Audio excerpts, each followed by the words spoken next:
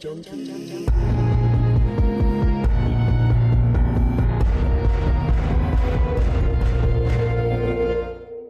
Hello and welcome to episode 9 of Celluloid Junkies. I'm Luke Kane and I'm joined by my co-hosts Damien Heath. Hello. And Cami C. Hello. This month we are profiling one of the greatest films ever made by a cinematic giant, Alfred Hitchcock's 1954 thriller Rear Window. Why would a man leave his apartment 3 times on a rainy night with a suitcase and come back 3 times? That's the way his wife welcomes him home. No, there's something terribly wrong. I've seen bickering and family quarrels and mysterious trips at night, knives and saws and ropes, and now since last evening, not a sign of the wife. How do you know there was a murder? Because everything this fella's done has been suspicious. Just how would you start to cut up a human body? You're beginning to scare me. What are you going to do if one of them catches you? Now, this is a film that's been subject to a lot of analysis and film scholarship. We're going to try and condense some of these ideas and talk about how the film was made and why it remains a subject of fascination for so many people. There's going to be a lot that we don't cover and we may make a few mistakes, so if we do, please comment, let us know. We love to hear from you. And we're also going to air our interviews with Professors Murray Pomerance and John Fawell, who gave us great interviews and can shed a more academic perspective on the film than we can.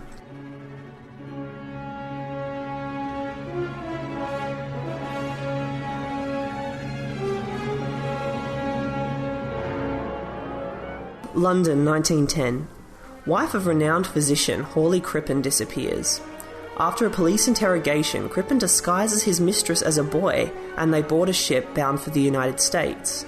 Soon after this, police uncover a human torso buried in his basement and put out a warrant for his arrest. Meanwhile, the captain of the ship recognises Crippen and his mistress. After a sensational trial, the jury find Crippen guilty and he is hanged on November 23rd. His mistress is acquitted and flees to the United States the same morning of her lover's execution.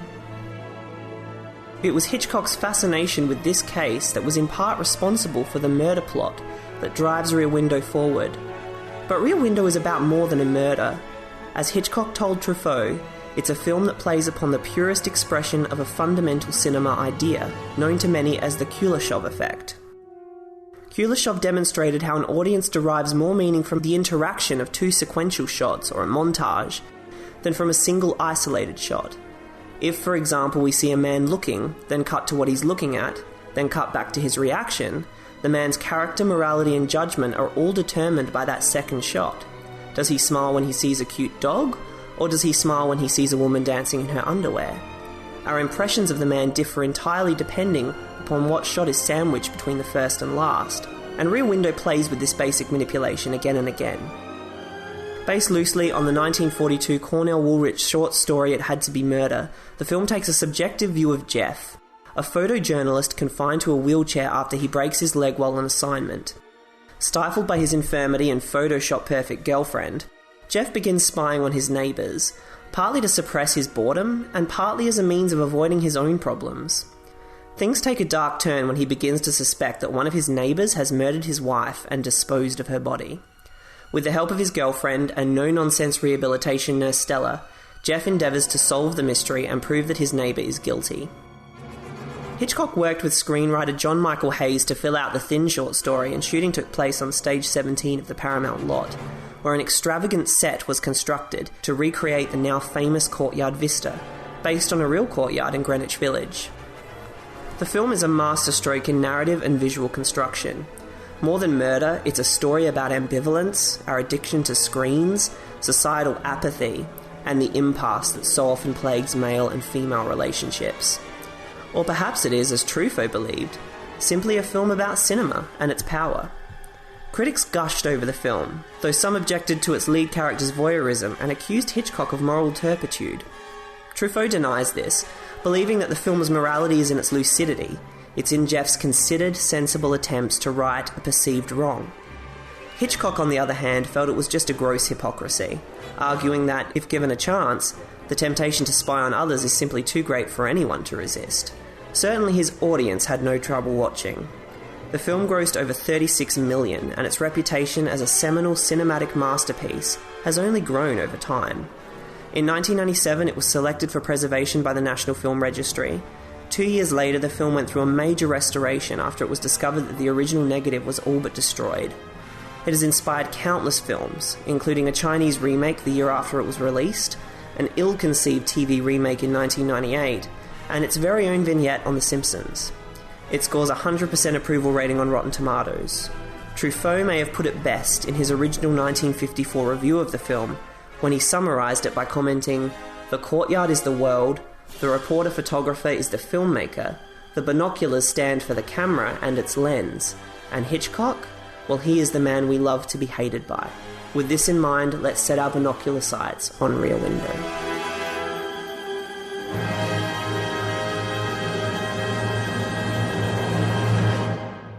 How many films do you think Hitchcock has in the National Film Registry? I don't know. How many? There's 6. And the first one to go in there was Vertigo, then Shadow of a Doubt, Psycho, North by Northwest, Rear Window, Notorious. Actually, he has 7. They just haven't updated this page because The Birds is in there as of a few months ago. I think this, as I've mentioned to you before, Luke, is the quintessential Hitchcock movie.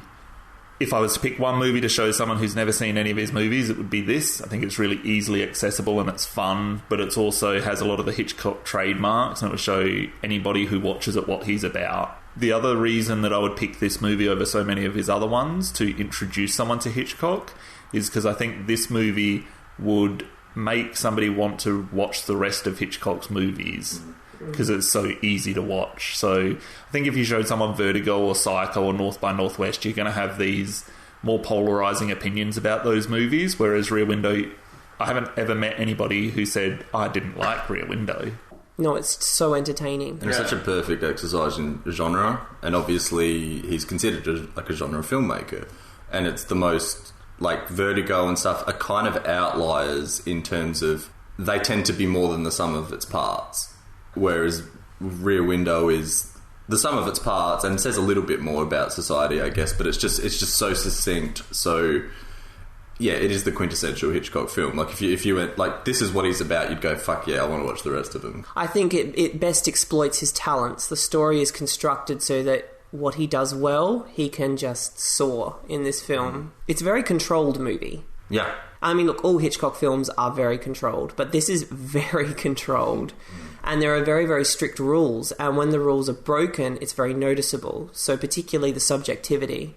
As soon as we pull away from Jeff, not just visually, but auditorily, we're aware that suddenly we're not seeing things from his perspective. And when those rules are broken and when subjectivity sort of goes away for a little bit, you know that it's a time where you need to pay more attention. Yeah. And it's exactly the same thing of his use of close-ups, which are very sparing in most of his films, and it's because that's the director saying, you need to know what this piece of information is. Yes, and you know the close-up that I think is the most impressive for me is the one where he looks at Grace Kelly when she's returned from the apartment. Yes. And his feelings have changed. Yeah. And that smile on his face, and we're suddenly aware we haven't really seen Jeff in a close-up very often. Yeah. And you don't see him smile a huge amount. No. And nothing like that. Yeah, everyone watching that knows what that smile means, and that's because of the strength of direction. There's a quote from Peter Bogdanovich when he was doing the documentary, I think it was Restoring Rear Window, and he said Rear Window is Hitchcock's testament film, meaning that in Rear Window perhaps you see the best example of what Hitchcock's cinema at its best stood for, which was essentially the use of the subjective point of view. You have a shot at Jimmy Stewart, you show what he's looking at, you see his reaction. And I know that sounds like a really simple way of making a film, but it makes it really easily accessible, and Hitchcock is artistic in the way that he does it, which is why his movies last, because people can get into them very easily. They're about topics that people enjoy watching, even if they are murder. But obviously there's so many examples of these kinds of shots throughout Rear Window, and James Stewart's facial expressions really help pull off what Hitchcock's going for. And there's the night of the murder during that thunderstorm.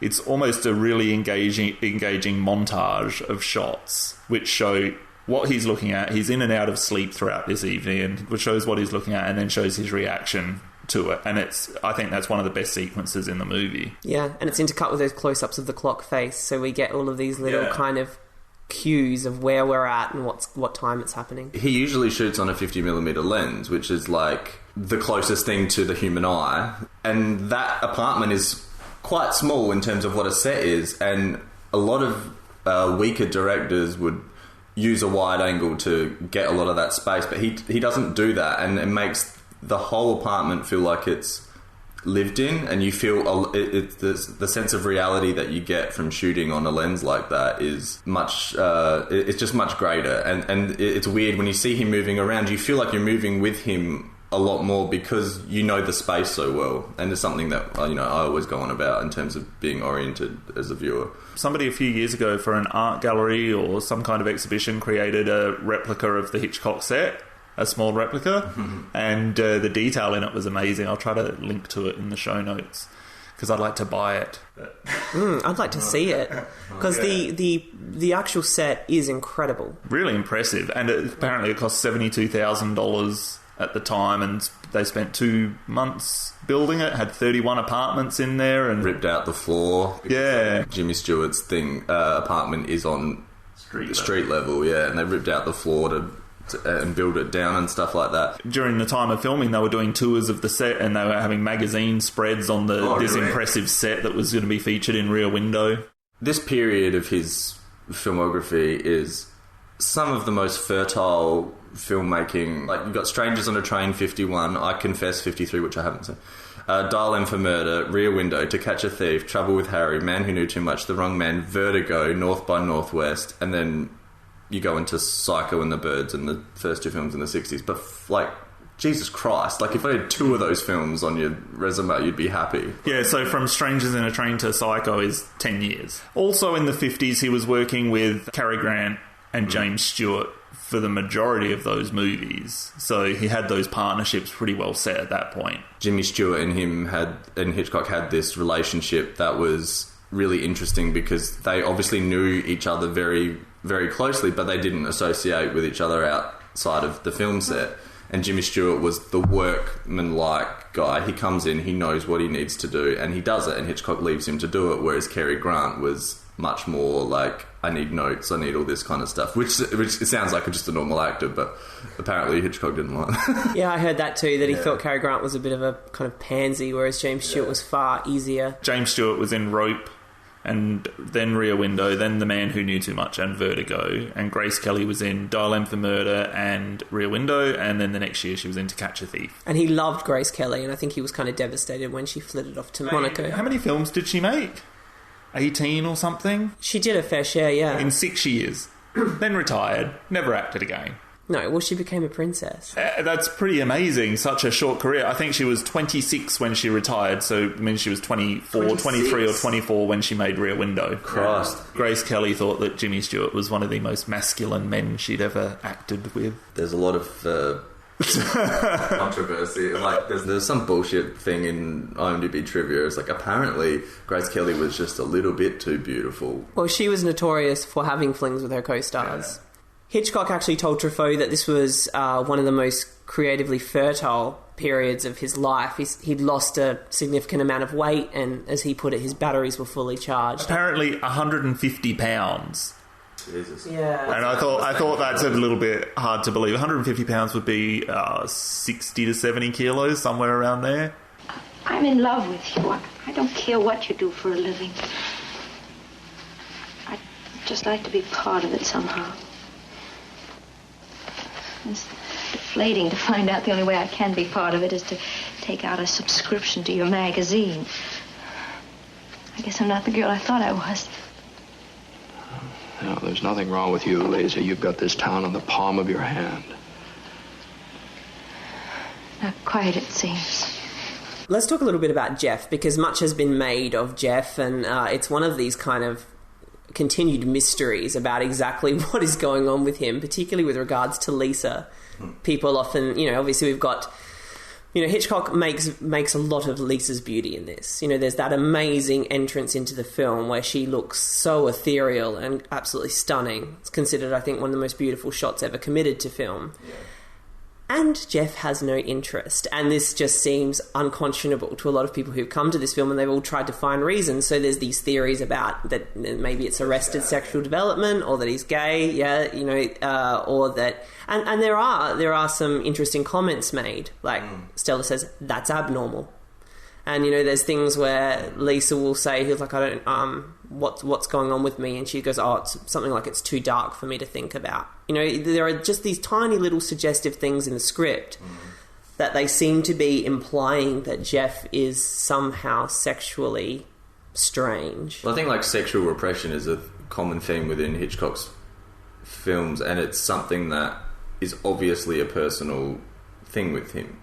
There was an awful Daily Mail article I read, just because it's Daily Mail, it's awful, but it speaks about how he had sex once and he's married. And that's what gave us Paddy. Yeah. And Hitchcock's famous for, his leading ladies, these blonde... And, he, sexualizes them with his camera. He objectifies them. He abuses them. Yeah, but then, in a lot of the movies, he does do the Tippi Hedren thing and, kind of wear them down with violence. Yeah. And, there's been a lot of stuff out there about whether or not his films are misogynistic. I don't think they are. I think that they do women a wonderful service. They show women as being beautiful, very often powerful, very often complex.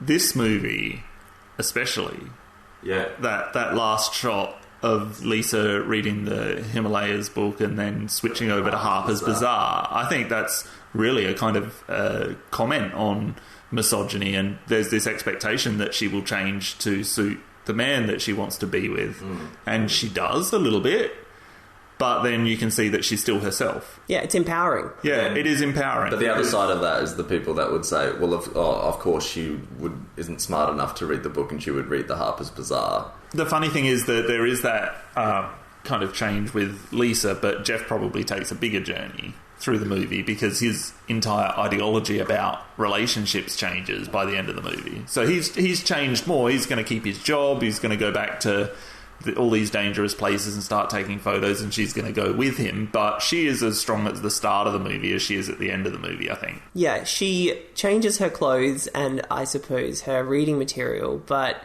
they're all kind of superficial changes. And that picking up that Harper's Bazaar issue is a little wink at the audience. Plus, ultimately, she gets what she wants, which is Jeff. That's right, yeah. Although, Lord knows why she really wants this guy. Boom. Thank you. But, I did sympathise with Jeff at the beginning. I kind of... Maybe it's because I'm gay and so I'm not swept up in Grace Kelly's sexual attractiveness. Certainly I can appreciate her beauty. But I really did take the film quite literally. The first scene that she comes in there, she's telling him that, you'd look really good in a blue suit and I can get you fashion work. And she's essentially asking him to become this sort of elitist, shallow sellout like her. She doesn't seem to understand that his work is his passion, that he's doing something real and artistic. She even wants to change the cigarette box. He's got this old Gungy cigarette box, and she's like, I'll get you a new one with Dimentis or whatever the hell. And it's just sort of like, well, I wouldn't like that either. There is a certain suffocation about her. Which is so interesting considering the parallel of Jimmy Stewart's character in Vertigo, where he's dressing someone to look exactly like the person that he wants there to be as well, which is it's an interesting... comparison, I think. And what's interesting as well about the film is that whatever's happening inside Jeff's apartment is always echoed or carried on by what is going on in the courtyard. Yep. So, obviously the most obvious is that right before the murder we get the scene where he essentially ends the relationship with Lisa. And then suddenly there's a death. I love her quote as she's walking out the door. Yeah, and it's beautiful, isn't it? Well, when am I going to see you again? Not for a long time. At least, not until tomorrow night. John Fawell, who we're going to hear from later, his audio commentary, I don't know if either of you had a chance to listen to it, but it's brilliant. And he's so informed. And he mentions that two things.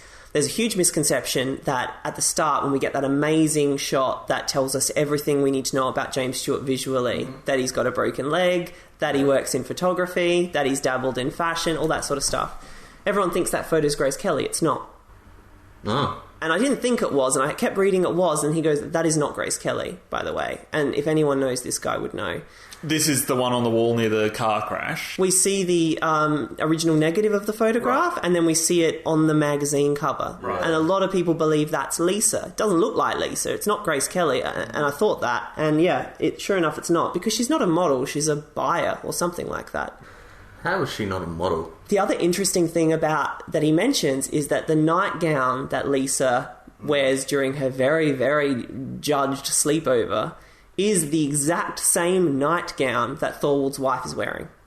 Not close, the exact same nightgown. So we constantly see these reflections in the courtyard of what's actually happening. John Fawell says it's almost like they know their characters in a movie. I can smell trouble right here in this apartment. First you smash your leg, then you get to looking out the window, see things you shouldn't see. Trouble.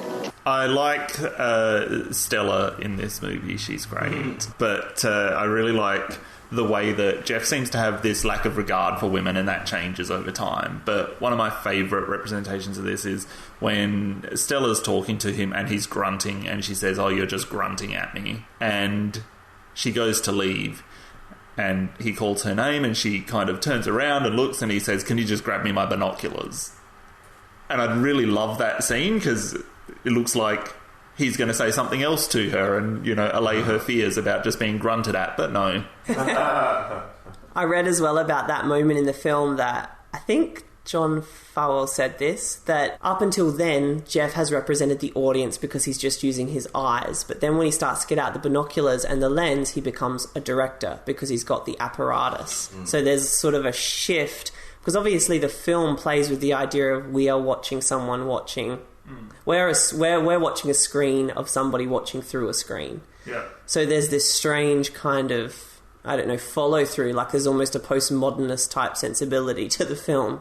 And those kinds of ideas, when those things happen, those shifts, really interesting to kind of consider them. I think one of the really effective things in the film is how he captures the sound of the other apartments.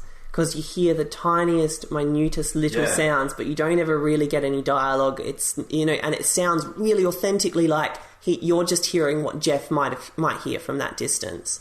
All the sound in the film is predominantly how Jeff would hear it, rather than what the audience is often given. Like rather than focusing on the audio of what you're actually looking at. Yeah.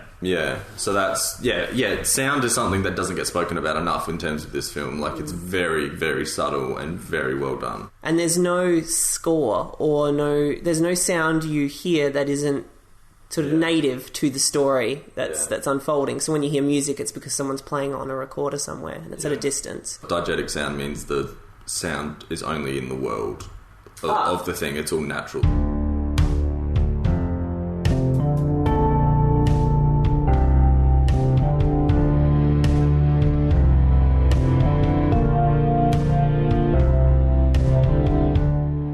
I just wanted to read you guys something that Truffaut wrote in his original review of Rear Window.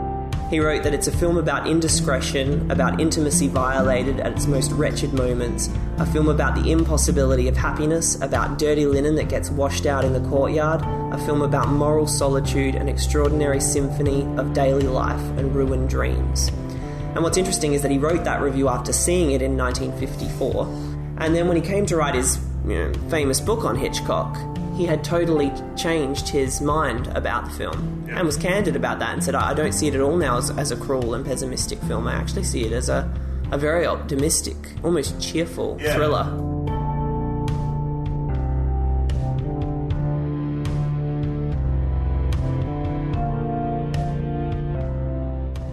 Professor Murray Pomerance is an author and film scholar in the Department of Sociology at Ryerson University in Toronto. He is the prolific author of more than 30 published works, including An Eye for Hitchcock in 2004 and Alfred Hitchcock's America in 2013. He's a regular contributor to film magazines including Film International, Flow and Senses of Cinema, which, in December 2003, featured an article, Recuperation and Rear Window, which poses the question why, if he wanted to play upon the act of looking, did Hitchcock arrange for his protagonist to be caught up also in recuperation? It's an exhaustive examination of Hitchcock's masterpiece, in which Pomerance cogently dismantles some of the accepted scholarship surrounding the film, and provides in its place an original reading of Jeff's motivation from a surprisingly personal perspective. I am very pleased to welcome Professor Pomerance to the show. What happened there was that I broke my leg by accident because we had a winter storm in which about 12 inches of ice were laid over the city, and everything was coated with a coat of ice like this. And I went out in heavy work boots to the front of the house to do something, to get something out of the car. And I was standing next to the car on the lawn, which sloped a little bit. And because it sloped, I slipped. And when I went up in the air, the heavy work boots were so heavy that it dragged my foot under me. And when I came down, my entire body weight came down on my leg. So I had a double leg fracture, and thank God it was ice. I was lying outside for 45 minutes waiting for the ambulance because the ambulances couldn't come. And even when he came, he was driving at about 2 miles an hour to get to the hospital. So the whole thing was a nightmare. And they morphined me and all that. It was great. And then had the surgery that night. And I woke up and I was in a cast, knee down. And they wanted me out of there, but we had a SARS epidemic. There was a Rolling Stones concert, and there was a SARS epidemic. So no one in the city of Toronto who was near anyone who had contracted SARS was allowed to live without wearing a hospital mask for 10 days. And since I was in a hospital, and there was someone in the hospital who had SARS, anyone who was in the hospital had to wear a mask for 10 days. So they sent me home. And I was in a hospital mask in my bed upstairs, laid up with my leg on a pillow. And I suddenly thought, if ever I was going to write about Rear Window, this was the time to do it. Really, I've written a lot about Hitchcock, but I had always put off writing about that film. And just, it's not that I really wanted to write about that film. I just realized this is too big a coincidence. I can't actually let this go by. I was kind of interested in the idea of recuperation because I was recuperating, but then it suddenly struck me like a lightning flash that although nobody who writes about the film bothers to go into this, Jeff is also recuperating, because I realized anyone who's got a cast on was like me, and I knew what was going on with me. So, for instance, the idea that although the film doesn't say he's on medication, he had to be. Yes. Of course. There's no way he could be like living his life without being on medication. The agony would have been unbearable. So I'm thinking, what would it have been like then if he was on medication and he were recuperating? And then I remembered the Poe story, and I wondered, if he was recuperating the way that character is recuperating, what that process, because that process is very, very beautifully and precisely described by Poe. I don't know if you've ever had anything like this. No. But when you come out of it, you don't snap out of it. You come out of it somewhat slowly, like a very slow dissolve that maybe it might take a week or two for the full dissolve. And as you're slowly sliding out of it, as the effects of the anesthetic are wearing out and the drugs are changing in you, the world starts to become increasingly crisp and lambent. And you begin to simply love looking at everything. I mean, you've been so cloistered away in a kind of dark internal place, and all of a sudden there's a world out there, and it becomes fascinating. And I thought, well, wait a minute, this is exactly what's going on with him. The world is becoming fascinating. Sometimes people argue because he's a dirty old man and there's some kind of sexual thing, or because he's nosy. So, Stella keeps suggesting to him, you're nosy, nosy Parker, peeping Tom, watch out, it's not good, you're going to get punished in the afterlife, all that kind of thing. I think they fail to grasp what's happening. It's not so much that I don't think it's so much that he's actually starts out wanting to spy on other people exactly, not on the exact identities of the other people. It's that he's looking at people doing things in their everyday. The way you and I are looking at one another now. And, you look at people they're kind of interesting. You get to look at someone else. You watch their posture. You watch the way they sit. You watch what they do, and you just think, oh, that's nice. And of course, you know what I'm saying? It's absolutely. Very simple, very, very, very simple and beautiful. And then I realized that, of course, this is what film is. I love how you say in your article that a lot of scholarship around Rear Window kind of assaults the dignity of Jeff. And one thing that I found really refreshing about the article is that you don't in any way do that. Well, yeah, they make him into a voyeur. Yeah, absolutely. I mean, yeah, he gets his rocks off by peeping at people doing things he shouldn't be looking at. And I'm thinking, well, should we not? Well, I mean, you have to lay out of this for some. There's a layer you have to lay out of this, and it's that you know that when you watch a movie, you're watching actors portraying characters. You've got to just go through that for a minute. So now the characters are people for you. You're in a state of rapt engagement. And I ask you, should you not be watching that? I mean, who the hell are you to be inside someone's house watching him brew a pot of coffee? Yes. Yeah, no, of course not. We're not, well, not naturally anyway. And yet we do. You wouldn't do it. No. But on the other hand, what if I said, well, come here, I want to show you something. And then I showed you a little window in which you could look and watch people making coffee or getting undressed. Or, well, today in class I was just showing my students that clip from Minority Report where the spiders go through the apartment building. And, of course, Spielberg very cutely puts his camera up on the ceiling. It's a complete homage to Rear Window. And we see a woman with her two little children, and then we see two young people in the middle of a sexual act, and then we see two middle-aged people fighting to the death in the kitchen, and we see an old man on the toilet. Well, who the hell do we think we are? And why don't we turn A? Why don't we do this? So if he's questionable, well, so are we. Absolutely. Like Hitchcock, I think, in a lot of his work with Truffaut and everything, would talk about how, when he was attacked critically when the movie came out, because some people questioned the moral ambiguity of watching and spying. He said, well, look, it's natural. We're naturally predisposed. And he said, I guarantee anyone who was in that situation, if they've got an opportunity to look, would look. He kind of felt like the whole thing was a little bit hypocritical, I think, to sit there and say, oh, well, I wouldn't do that. I wouldn't do what Jeff does. I would. Yeah, me too. If I'm honest, I would. And I have done. I've had those little opportunities and I look. The film sometimes compromises you by, sometimes you kind of have the feeling you're looking over Jeff's shoulder. Mm. And then there are other moments when that camera, it comes out into the courtyard and just frames the action. You're not looking over his shoulder. You are peeping. And peeping if anybody's peeping. So there's this whole questionability of, is it okay to watch something? And I think that you have to believe that it is if you love cinema. But then, of course, he designs the frames so that, and this has been said before many times, that they look like movie screens.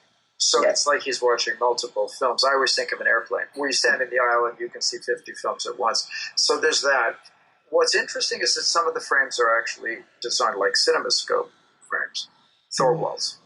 Ah, I hadn't noticed that. It's widescreen, or Academy ratio. And so he's playing around with the relationship between the cinematic image and the act of looking. I don't really know why anyone would question it. I mean, film is all about the act of looking. We learn by looking. We see by looking. We follow the narration by looking. And, of course, early film, which was Hitchcock's route, really had very little sound, so it was almost entirely looking. I love how everything is designed to remind us that we're looking. Even the sounds that we hear from the apartment, we hear them from Jeff's perspective. They're quite faded and we only catch little glimpses of it. And I think that's why at the end it's so shocking when Thorwald is finally there in the apartment. You really get that sense of proximity suddenly. Well, you've just made me think that there's a relationship between Rear Window and Rope because they're both experimental films. You see, in Rope, he was interested in how long you could make a master shot and how few shots you could use to compose a film. But what he's done in Rear Window is to ask himself if you could make an entire film without changing the camera position. Because he almost never changes the camera position. I think the only time is at the end when we look down on Jeff hanging, having fallen to the ground. But even when Thorwald comes in, we're still in Jeff's wheelchair now looking at. We never leave Jeff's wheelchair. No. So it's that idea of the recuperating body. Like there's no other place to go. You are in this chair, i.e. on this dolly. You reference what is not seen in Rear Window, but what is implied or inferred, and the medication is part of that. And I thought that was great because Rear Window is all about what is and is not seen. Because you cite an argument as well in your article about how people have said that Jeff's spying is commensurate with the way a bureaucratic government would spy on its citizens, which I guess is a part of what a lot of modern academia have discussed. That do you feel that there's any merit in that, or do you feel that that's not really what Hitchcock was going for, or not really what the film says? I'm trying to get to the moral, what I call the moral baggage implicit in that.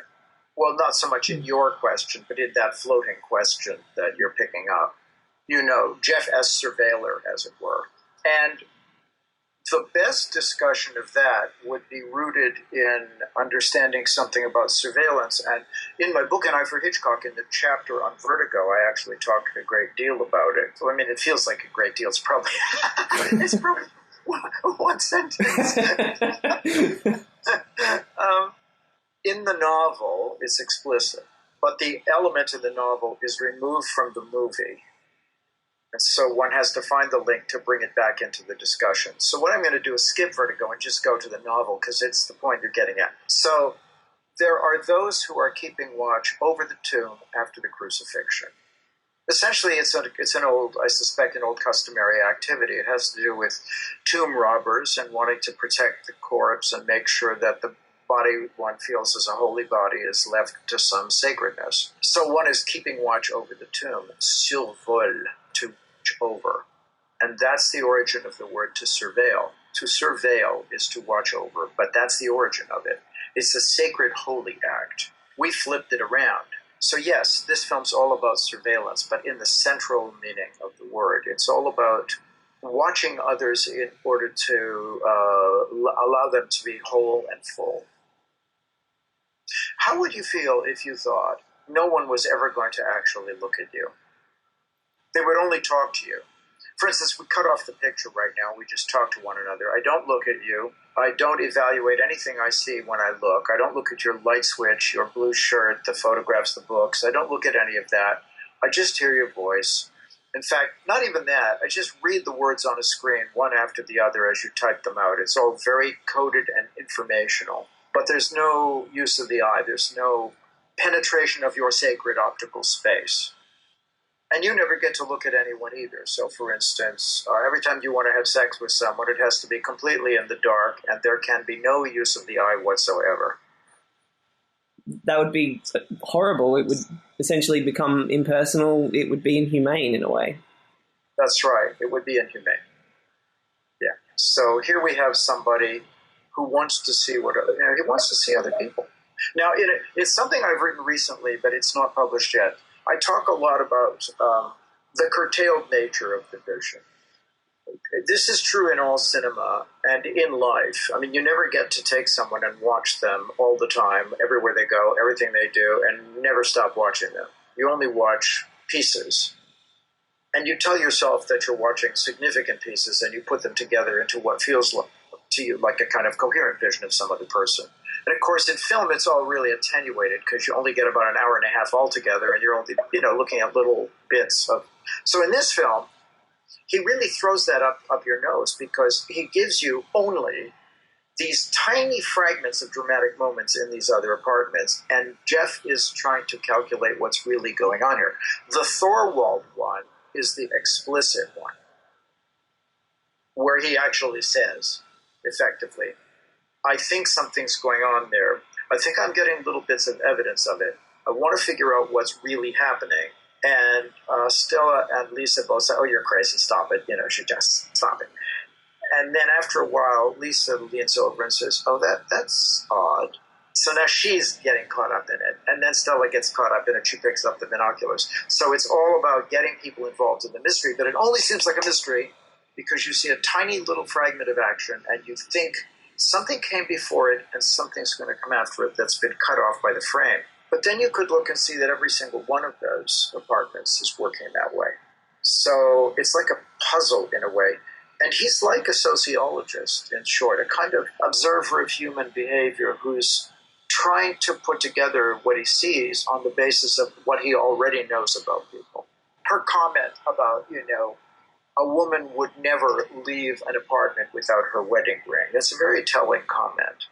It's not about this woman. It's about the social organization of female identity and jewelry and things like that.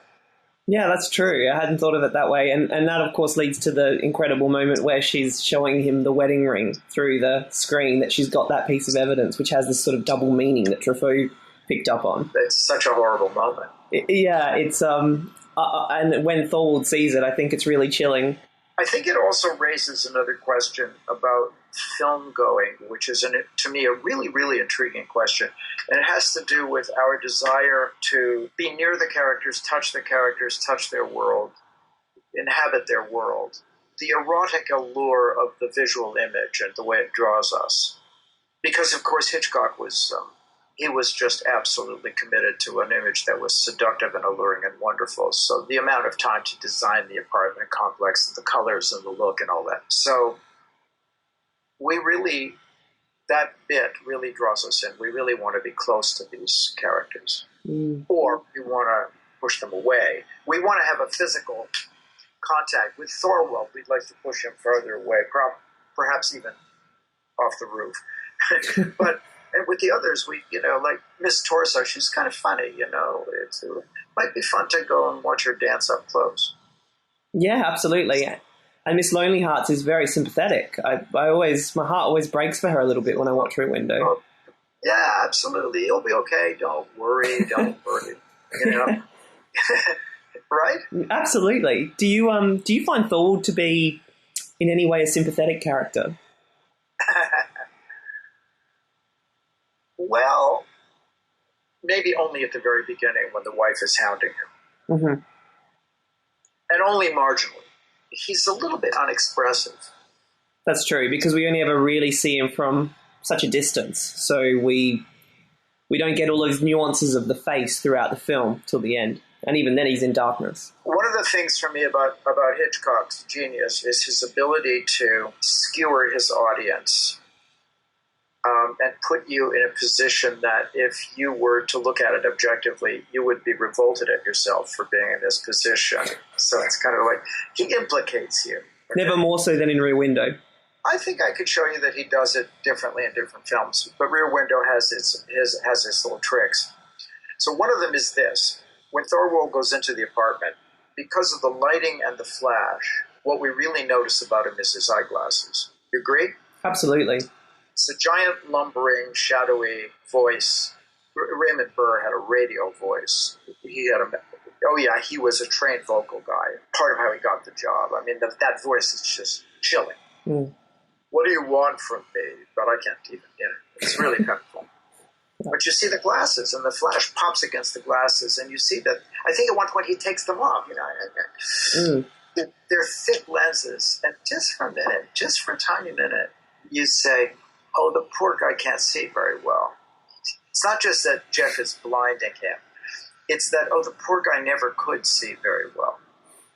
And then you remember, wait a minute, he just hacked his wife up. The poor guy can't see very well. It's that Hitchcock brings in those glasses to grab your balls just at the bad moment. And just at the moment when you're ready to condemn this man, he's got you.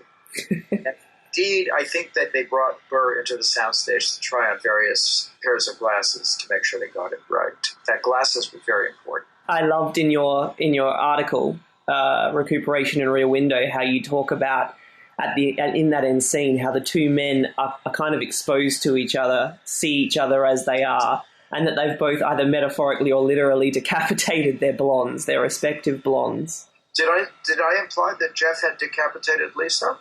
Did he cut her head off? What did he do to her? Yeah, you did. I think, that's how I read it anyway. I thought you'd said that, because obviously he's sort of pushing her away for so much of the film. Yeah. And I really like that you didn't. I mean, that's when you. People have a tremendous amount of trouble with that. I know. And they look for a lot of subtext, and like you've mentioned this arrested sexual development in your story. There's a lot of theory that doesn't gel with me. It's not every explanation on there. I mean, he's definitely so fucked up he can't get with Lisa. And of course, Hitchcock is no idiot. He brings in no less than Grace Kelly. So, like, if he can't get with Grace Kelly, there must be something wrong with him. Yeah. And she's dolled up in such a way that every male in the universe and most women just want to embrace her. I mean, she's just the most magnificent thing. And what's with him? Yeah. She's a far cry from Midge in Vertigo, as you put in your article. Did I say that? I believe so. That was cruel of me. No, Midge has some problems. Well, wait a minute. You don't like Midge, or what? I do, although I am always bothered by that scene in Vertigo where she's drawn herself in the pose and then she kind of, chastises herself when he leaves. Oh, stupid. I find her very, cloying and just, I can't quite put my finger on it, but certainly I don't, there's no fascination for me the way there is with Grace Kelly. She comes into the shot and you're looking at her. She's magnificent. Do you ever see a show called Please Like Me? Please Like Me. Yes, that's he's Australian, isn't he? Comedian? Yeah. Josh Thompson. Have you ever seen it? I think I've seen snatches of it. And it may not be, you may not have seen enough for me to make my point with it. Midge just thinks he's wonderful. Midge is in love with him. And the problem is either A, he doesn't quite see it, or B, he doesn't reciprocate it, or C, he feels her love a little bit strangling. But she really just simply adores him. That's the problem. It's very sad. I think she's quite wonderful, but she's kind of sad. Well, anyway, so Jeff, Jimmy's always got problems with women in Hitchcock movies. Because even a man who knew too much, right? I mean, he just won't give his wife another child. I mean, he's just so egotistical. So here, the viewers are all trying to figure out where this guy's deficiency is. I think that's the conventional reading. There's something wrong with Jeff. Are they suggesting that he's gay, that he's got... I don't even understand how that argument about arrested sexual development. Well, gay is one direction. He's gay and therefore doesn't know how to get a hard-on for something as incredibly beautiful as this. B, he does know how, except he has the sexuality of a 12-year-old and she's too old for him. He never got past some fantastic, daydream. Well, I mean, I'm just being stupid. I know it. I mean, so many of my colleagues just think I'm an idiot, so I'll just be an idiot. I just listen to Jeff. He tells us himself what the story is. And why should we not believe him? He doesn't seem to be lying about anything else. He just doesn't think she can climb the Himalayas. He's protecting her. Like, you don't want to be with someone like me. I'm going to go out there and get into dangerous places. And look at you with your dresses and your lunch from 21. And, you don't want to give all this up for me. I agree with you, Murray. I found that to be the most... That's exactly how I felt about the film. I don't see any sexual arrested development subtext in there. I think also everyone talks about Lisa as being this idealized woman. But in the first scene with Jeff, she's replacing his old Gungy cigarette case with a brand new, lacquered, beautiful one. She's wearing this really big evening gown. She's telling him that she wants him to wear a blue suit and to take fashion photographs. She doesn't understand his passion, his joy in life. And then when she develops a sense of adventure and risk is when he starts to turn around, essentially when she becomes part of the screen that absorb him the relationships that absorb him, as you put in your article, rather than the ones around him in his own apartment. So, and then at the end of the film, we see her in these kind of adventure-style daywear, and she's reading that Himalayas book. Well, pretending to. No, pretending to, but even that is a gift to him. Why pretend to? So, she's trying to say, okay, I'm going to meet you halfway. Yeah. I'll try to meet your way. And, it is a kind of male dominance, him needing her to be his woman rather than allowing himself to be her man. But on the other hand, she looks, it's not that simple. She really looks fantastic in the blue jeans with the penny loafers. And she looks like she's having a blast. Yes. Yeah, I think she looks more beautiful there in a way than anywhere else. I mean, I know that first shot's lauded, but I just love how relaxed she looks in that last shot. Well, yeah, I think you're absolutely right. I think you're picking it up. The trick is to read Hitchcock very, very strictly, like a divinity student studying biblical text. Leave nothing out. It's all intentionally there. So he's not throwing away the ending of the film. The ending is the key to the riddle. I think a lot of people tend to, because the films are so looked at, sometimes you can kind of analyze your way out of kind of any kind of what's in the frame. Everything that Hitchcock does is very, very controlled. Very thought anyway. Yeah. And I I came to your article just very, very appreciative of the fact that you didn't reach for all of these ideas in the dark, that you used what was there to kind of work out what's going on with Jeff with regard to Lisa.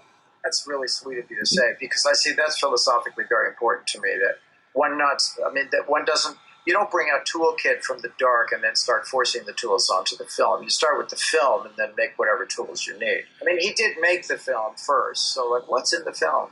You know, like even if you look at Thelma Ritter, she's really swank. I mean, she's got these lovely dresses. She's a swank character. She always says what she means, and yet at the same time, if I'm not mistaken, I don't have the script of it sitting beside me, but she tells him some stories about another one of her patients that she massages who got into trouble peeping at people or something. I think I'm right.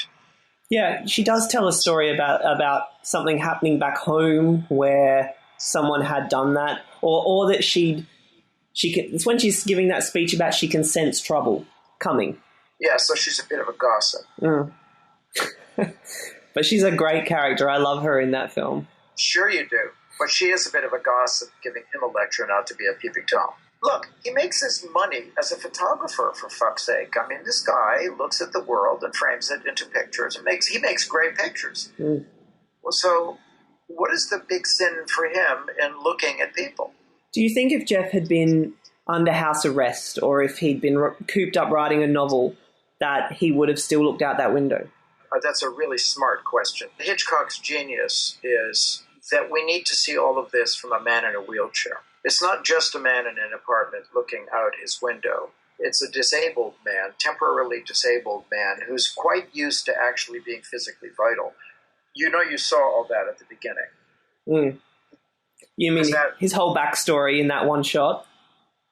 The photograph of the tire wheel coming at you was the tire wheel that has put him into the wheelchair. That was the accident. He managed to click the shutter and then he was knocked out of it. Right. So this guy goes into the middle of the track to get his shot. I mean, he's a guy who, he moves around, and now they've removed that from, he can't move around. He keeps telling Lisa that, you know, his life is a vital one, and she doesn't really believe it. But the evidence is right there. I mean, you have to understand that there's something contradictory to that, which most viewers, certainly most viewers in your age group, they would just buy into it and they would be trapped by it. It's the fact that we see films now in a very kind of non-aggressive and non-athletic way. I mean, we sit in a plush seat, we pay money and incorporate, you know, liquor and 75 gallons of Coca-Cola. We sit there, you know, the movie just comes, or we look at movies on the internet like we're doing now. So we just sit in our happy little seats without, but Jeff goes out into the world, goes to a dangerous place, puts his camera, opens the lens, and does something that's really self-jeopardizing. It's really risk-taking.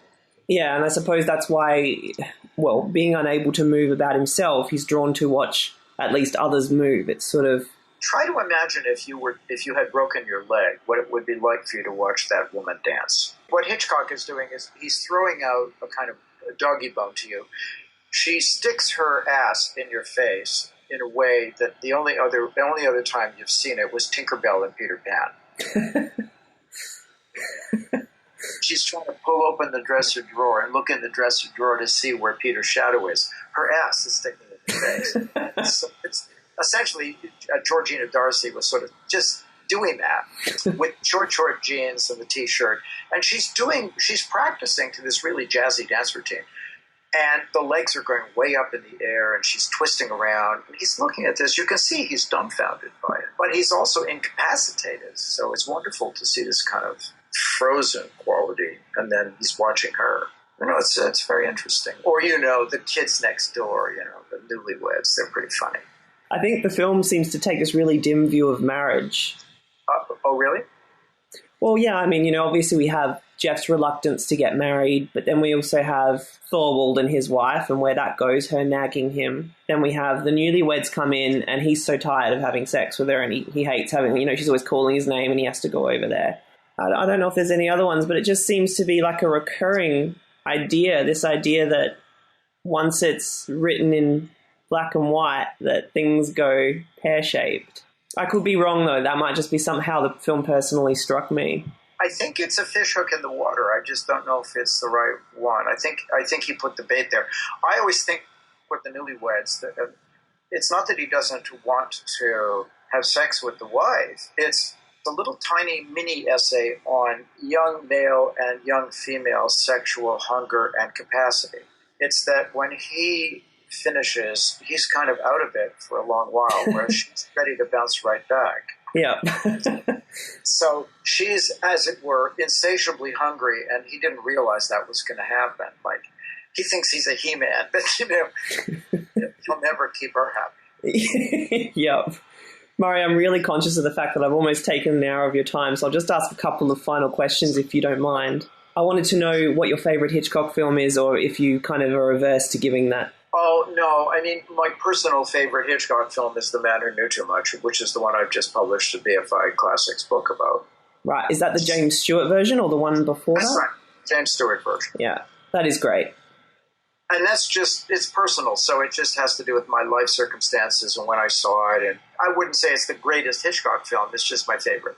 Well, it's funny. I think my favourite, I vacillate between The Birds and Vertigo, but I really wouldn't want to say, I'd say the same as you. I'd probably preface it by saying that I don't necessarily know that they're the best films, but they're the ones that I most enjoy. And Murray, can you tell us what you're working on at the moment? I've just last week finished a manuscript for a book called A Dream of Hitchcock, which is a sequel to An Eye for Hitchcock, and it's about 6 films that I don't write about in the other book. And I was taking 1 week off. I'm in the middle of taking 1 week off, and then starting next week I'm going to write about pleasure. Pleasure in cinematic terms? Yeah. Or? Yeah. Oh, that sounds excellent, Murray. I'll have to look out for both of them because I very much enjoyed your article. Well, you might like to have An Eye for Hitchcock. I mean, it would open a lot of doors, but it's not Rear Window, but it has got Vertigo. Murray, I can't thank you enough for fitting us in. As I said, I know you're really, really busy, and it's been such a pleasure to speak with you. I'm totally charmed. Thank you for having me.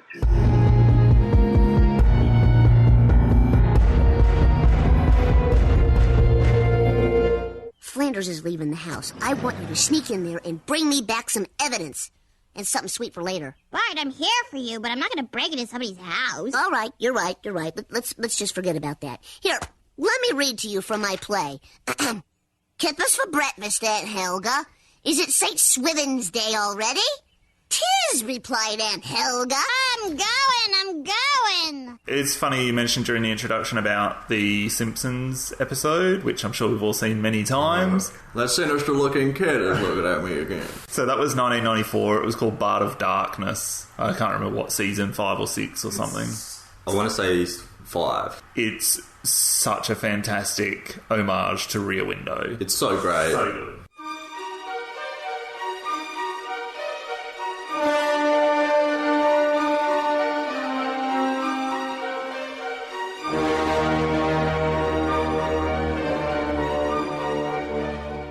We've spoken about how we think this is the quintessential Hitchcock film, and I totally agree. Vertigo would be number 2 or 3 of my favourite films of all time. Vertigo's universally accepted critically. And it went up on AFI's. It knocked Citizen Kane off Sight and Sound. It's universally accepted as critically his best movie now. And yeah, Citizen Kane was number 1 for 50 years on Sight and Sound's poll, and in the most recent one, which was 5 years ago, Vertigo's number 1. Right. And Vertigo, I think, is the only Hitchcock film that's been in the top 10. And Vertigo and Psycho are enhanced so much by Bernard Herrmann's scores. I mean, they just put them over the top for me. The minute that Vertigo starts and you hear that kind of really rich, decadent orchestral sounds, it's just so stirring and romantic and dark. I love it. And Vertigo is the most indulgent, I think, of Hitchcock's films, and I don't mean that in a negative way. I think it's the kind of thing where he goes, you know what, I'm going to fucking go down this path. I'm going to go as bizarre as it gets. That film is so screwed up in so many ways, but it's just so beautiful, it's so sprawling, it's so epic. And James Stewart, the intensity of his longing and grief and despair in that film, I think it's one of his finest performances. The only moment in that performance I hate is when he falls off the stepladder. It's just a bit overdone, but everything else is wonderful. It's so funny that we all agree that Rear Window is probably the film that we would show people who hadn't seen Hitchcock. Is that right? Yeah. And it's none of our favourite movies, and it's probably not, in the top 3 or so for any of us. Not for me. No, not for me either. Maybe it would feature in the top 3 of the films we thought were the best ones, but not our favourite ones. And that often happens with kind of film nerds. Yeah. You go through everything, and then for whatever reason you develop your favourites, and it's not intellectual. It's just something you're drawn to. Should we do our favourites? All right, why not? Well, my top 3 are Rebecca and North by Northwest and The Lady Vanishes. I don't know the order, but I would say Rebecca, Vertigo, North by Northwest. Weirdly enough, though, Psycho is the one that I would rewatch most of the time. My favourites are Vertigo, and I can never remember the title of it. Thank you, Shadow of a Doubt. I don't know why I can't remember that movie title. I just have a block. It's such a good title, too. I know. And probably switching between The Birds and Psycho as a third. Yeah. Yeah. Do you agree that The Birds is the last good Hitchcock film made? Honestly, I'm not too familiar with the films that came after The Birds, but I really do enjoy Marnie, which was the year after The Birds. Definitely the last great one. If you cut off after The Birds, you could say you've seen all the Hitchcock you need to see. But Frenzy has some real merit as well. I want to talk a bit about The Courtyard, because there's been a lot of interpretations about what The Courtyard is and what it might mean. Hitchcock himself said that it's like an index of human behaviour. Murray Pomerance in her interview said that it's like a department store where everything's divided but these different departments interrelate. John Fawell in the audio commentary, I really liked his description of it, a series of silent films, because we all know Hitchcock was above all else a visual filmmaker and began in the silent era. Truffaut in his original review said that it's a film about indiscretion and about intimacy violated at its most wretched moments. For me, all of the stories seem to relate to the idea of marriage, or at the very least, love. We have Miss Lonely Hearts, and there's a real emptiness there and a real sadness. We have Miss Torso, who's entertaining all these men. She's almost like, I imagine, Miss Lonely Hearts before she became Miss Lonely Hearts. Like, it kind of shows this sort of sad trajectory of a woman's life, those two characters. Then we have the newlyweds move in, and she's constantly, at first it's really happy, and he walks her into the apartment, and then it's suddenly starting to become a kind of nagging. Well, throughout most of the movie, the blinds closed. Because they're fucking. Because they're having sex. That's right. And then we have the pianist, and that's interestingly more about artistic frustration, because he's just forever working on this song that he can't finish. He is, but he's also there's a reason he's matched up with Miss Lonely Hearts at the end of the movie, is because he's feeling a lot of the same stuff. He's got this room full of people, but he hasn't got anything personal. Yeah. And ultimately, of course, it's his song that saves Miss Lonely Hearts in her lowest moment. I think Miss Lonely Hearts thing could be a film in itself. That is so fucking sad. It's definitely the most emotive and powerful of the Courtyard stories. And the reactions when Jeff and Lisa are watching her, when she gets that young man that comes in, and then when he starts being quite forceful with her, that's one of the times where, they can understand that they're becoming voyeuristic to the point of being detrimental. They both look really uneasy and really upset at the fact that they've witnessed this. That's the darkest moment in the film, mostly because Jeff and Lisa don't contact the police. They're too transfixed on Thorwald, and you're waiting in the back of your mind. There's this other crisis happening that they're not addressing. That's when it gets really dark. It's also very clever misdirection as well, which he is a master at, but the fact that you're worried about that, you kind of lose a little bit of the weight of the Thorwald stuff, but they're still captivated on that, but you are so worried about her. I thought of what I guess would be considered a plot hole, but I don't know if it is, and not that I care, because it's a thriller and they're supposed to be absurd at times, but He looks through his lens 1,000 times during the film. Why didn't he ever take a photo? All of that could be evidence. Didn't he take a photo of the flowers? And that's how he proves that the flowers have been replanted? Why not take a photo of anything that Fawell's doing? Because it's always his story going against... But what would he take the photo of? I mean, what would be a photograph that would prove anything? Oh, he's carrying a suitcase. Wouldn't he just be taking photos? Yeah. He's a photographer. But also, and I know he is a photographer, but camera film is a finite resource, and you know, it's never explained that he has tons of it laying around in his apartment and he can't go and get any more. I mean, it could have been, if they went down that route, that Stella brings him some camera film, which was readily accessible in the 1950s. I think a photographer would have film around? I think they probably would, but maybe he didn't have a lot of it. Yeah. But you would think this would be important enough for him to take some... Yeah. You don't want to waste film on a murder. But just getting back to that scene where Miss Lonely Hearts brings home the young guy, and they kind of close the blinds, but you could just see a little bit through the gap of the blinds, and that shot is done so brilliantly. Yeah, to allow us to continue to watch it without really watching it. And I mean, if they'd left the blinds open, we would have felt even more culpable in this, what is essentially an assault, watching it. But they've closed the blinds a little bit, so you still get that feeling, and it's still a really quite horrible feeling that he's trying to essentially force himself upon her.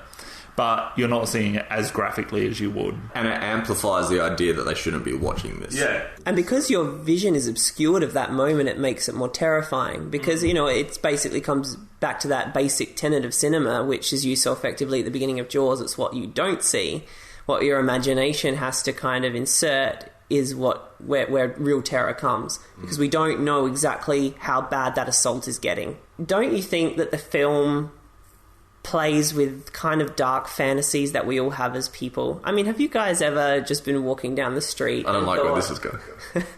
And, you know, maybe you're walking along a bridge and you look down and imagine that you see a corpse stranded in the reeds. Or, like, don't you ever have, like, if you're honest, don't you ever have dark thoughts about finding something, discovering something, seeing something? I don't hang around a lot of reeds, but I know what you're saying. Yeah, it does. I think it speaks a lot more to human nature than people would like to admit at times. I can't tell you how many times, almost every single time I go to the ocean, and often I say it to the person that I'm with, I just want to see a shark attack.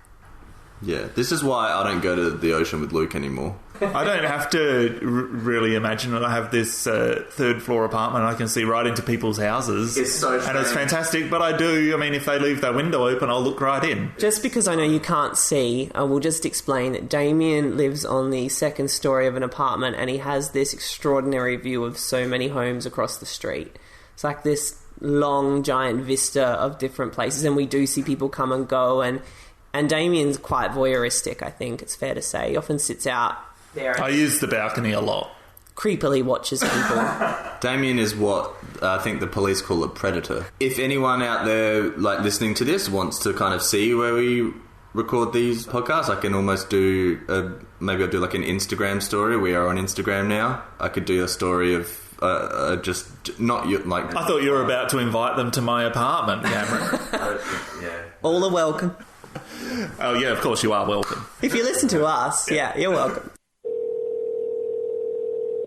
John Fawell is an associate professor in the Department of Humanities at the College of General Studies at Boston University. He's written extensively about film and is the author of 4 books, including Hitchcock's Rear Window, the well-made film, published in 2001. In 2008, John provided the audio commentary track on Universal's remastered DVD release of the film, which was carried over for the 2012 Blu-ray release. We're very happy to welcome him to the show. Thanks for joining us, John. Welcome. I just wanted to say that listening to your audio commentary, it's very obvious that you know this film inside out, and it's almost, in parts, it's a statistical analysis of the film. Can you describe for us your relationship with Hitchcock and with Rear Window in particular? Well, I've always loved Hitchcock, but for the same reason you've decided to focus on this film in your program, I chose to write on it. I think it's a near perfect little film. And, I remember the first time I saw it, it occurred to me you could write a book on it. So I did, So it's the only film of Hitchcock. Well, I have an article on stage fright as well, but other than that, I've only written on Rear Window in terms of Hitchcock, because I write widely on film and other subjects, too. But Hitchcock himself is a lifelong interest of mine as well. When you were approached to record the audio commentary in 2008, can you give us an idea of what that experience was like and how that came about? Oh, Universal Studios knew about my book, and they called me and wanted me to do it. They found me a studio. It was a rushed thing. I'm always amazed at how little time they give you to do these things. You know, I always expected to have several days to really work it out. I had about 4 hours, maybe less, to hammer that. But it was a gas. I loved it. I mean, I would do that all day long if I could, just sit there and comment on the images. They fly by. And if you haven't, if any of our listeners haven't listened to the audio commentary, it is available, as I said, on the DVD and the Blu-ray. There's a fantastic box set called the Hitchcock Masterpiece Collection, which includes 14 movies of Hitchcock's. I think in the US you get a 15th movie, but over here in Australia we're not so lucky. The audio commentary that John's recorded is on there. What's the 15th film that you get? I believe in the US they added North by Northwest, which is a Warner Brothers rather than a Universal. But maybe the distribution was different in the US. I'm not sure. Okay. During this episode of the podcast, we discussed the idea that Rear Window is the quintessential Hitchcock movie, and that if we found someone who'd never seen a Hitchcock film, this one in particular would be the best way to introduce them to the director's work. And we come to that conclusion partly because it's easily accessible, but also because it features a lot of the Hitchcock trademarks while remaining artistic. And you even state in your commentary that Jeff is a lot like Hitchcock. He's not very active physically, but he's very active mentally. You describe Rear Window as a perfect film. Do you think it's the easiest jumping in point for people who haven't seen Hitchcock? Well, it depends on it. You know, I don't know. You know, if I show it to my students, they like Psycho more. People who really don't know Hitchcock, well, they find Psycho more entertaining. Rear Window strikes the modern viewer as a bit static. North by Northwest has all those James Bond elements that appeal. Either of those could be seen as more accessible. Certainly, the aficionados, of course, are gaga about Vertigo. Yeah. You know, but that strikes me as a refined taste, right? I think it's a great entry. I agree with you. I think it's a great entry. I think there might be a few more that other people who don't know Hitchcock find entertaining. But I think in terms of encompassing the Hitchcock universe, I agree with you. It really hits a lot of bases. And I think it's the kind of movie that if somebody was to watch it not having seen any of his work, they would want to seek out his other work. And I think there's a lot of people who would, you know, see Vertigo, for instance, which is the critic's darling.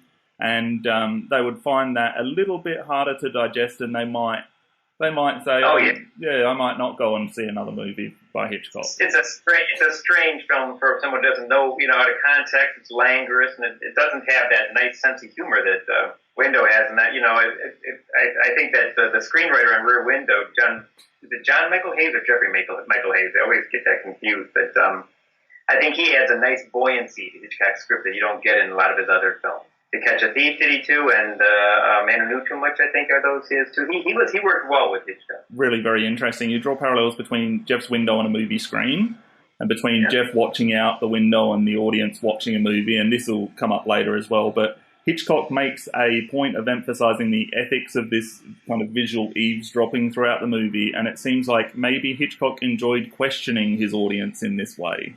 Oh, I think so. Yeah, I mean, some of the dialogue is explicit about this, about why people go to films and what are they looking for, and there's all the things you look for in a cinema. In those windows across the way, you have suspense films, you have violence, you have cheesecake, you have little Miss Torso's window, you have all the lascivious things you're looking for in the theater. He's constantly mocking the audience in that film for why they've come to a Hitchcock film.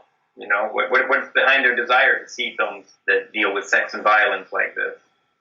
And he's got, I guess there's a parallel here between Rear Window and Psycho. He's got Jeff looking at somebody else performing a murder, whereas in Psycho he's got us in the point of view watching Marion in the shower before essentially the person that's viewing that scene murders Marion. Yeah, I think the two films they have a lot in common in this. I think these are his films that have them spend the most time with a first-person camera. They're in many ways his quietest films, but certainly I think in terms of just sheer percentage of times in which you are the camera, Psycho and Rear Window. I think that's why, they're good nominations for his two greatest films. The identification between the viewer and the camera is strongest in those two films. Why is there a point made of letting the audience know the action is happening during a heat wave? I think that's old-fashioned theater, isn't it? That's just good unity. It's it all takes place in a couple of days when things are boiling. When the action has been resolved, the heat wave is gone. It's just a sense of it's got one of the things that makes it a great film is its sense of unity. It takes place in one place. You look through more or less through one person's point of view, and it takes place over just a couple of days. And the heat wave correlates to this mounting tension that everybody in that complex seems to experience, but also the neighbors. The neighbors are all kind of acting strange too, and the composer, he's having quite a bad time. So there's this kind of mounting tension, and it bursts with the finale of the film, and then it's cooler. So I think that's old-fashioned theater. Yeah, and I guess also the heat wave explains why a lot of people have their windows open. It is easy for Jeff to watch it in this heat wave because everybody's at the window. Everybody's got their window open. It's an amazing film for being, if you look at that set realistically, it's incredibly implausible. Yeah. But it doesn't feel that way when you watch the film. He gets just enough plausibility to make you buy the whole thing, including that little restaurant in the left corner of the screen, that's going to serve for the outside world. And a lot of things happen there. It's amazing, isn't it? When Miss Lonely Heart goes out to dinner, she goes to the one restaurant that we can actually glimpse from Jeff's window, So the whole thing it's a ridiculously implausible set, really, but it doesn't feel that way. Everything makes sense, and it does explain a few things, like why the old couple is sleeping out on their fire escape and that kind of thing. I'm not sure it explains why Miss Torso dances, so largely in her window. I don't think you can explain anybody exhibiting themselves quite that freely, but I think it also makes the you've got all of these open windows, and when a window becomes closed, for instance, when Miss Lonely Hearts brings home the younger gentleman, and she puts down the shutters, but you can still peek through them just a little bit. And so I think it exemplifies that action, that you are now looking at something that is supposed to be more private than it actually... But, you can still see it, but it's supposed to be more private. She's made a point of closing her windows.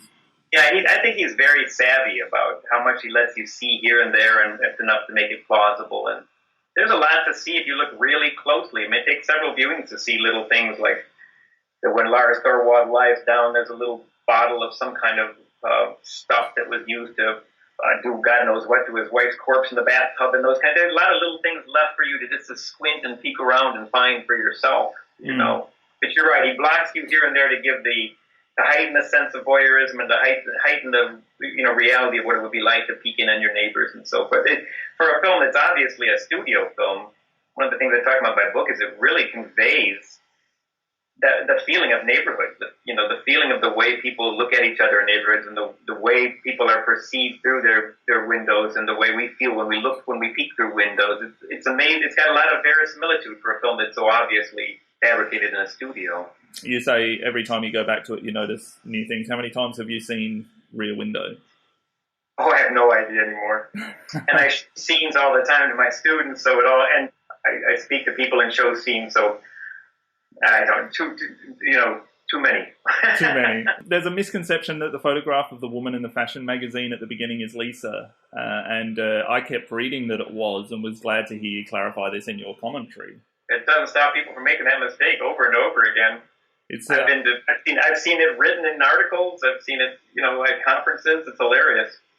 Yeah, I guess it's one of those things that takes on legend, no matter what the accuracy is. It seems to really be open to the symbolism that there's some dark attitude towards Lisa that's reflected in that photo. I might comment a little bit on the fact that she wants him to be a fashion photographer, and you've done some of that. Hitchcock had strong relationships with women through his camera, obviously. He could glamorize them and sexualize them, objectify them, violate them. Can you discuss your theory that people across the courtyard are reflections of Jeff's own situation, particularly his predicament with Lisa in respect to Miss Torso here, and that Jeff projects himself into the apartments of the people he's watching? Oh, I think he does. And I'm not the only one who thinks that. This has been standard in Hitchcock criticism for a long time, that to almost look at those windows as thought bubbles from Jeff's head. at the very beginning when he's watching Thorwald come home and he's saying, "Can't you see me coming home?" to the electric dishwasher and the nagging wife, and you're watching Thorwald do that, and the wife is dressed in a negligee that is a double for the one Lisa will wear later on. So it's not only Jeff envisioning himself being married, but the wife miraculously looks like the woman he would get married to. It starts to like almost become surreal. My students often explain that this middle-aged salesman, why does he have this young wife?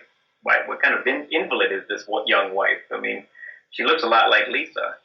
So it's almost makes more sense symbolically than it does realistically that this blonde woman would be in that invalid would be in that bedroom because she's kind of a double for Lisa. So all the windows operate that way. You can play games with each of them and find Jeff and Lisa. Jeff and Lisa later on have conversations where they both compare Lisa to Miss Lonely Hearts, to Miss Torso. You know, Lisa sees herself in Miss Lonely Heart's window. Jeff sees her in Miss Torso's window. Lisa says, "No, that's not to me, but she is like me." I mean, they literally put themselves in those windows. And Hitchcock plays all sorts of games where, I mean, he made sure that Miss Lonely Hearts is wearing green towards the end to kind of echo Lisa's green outfit.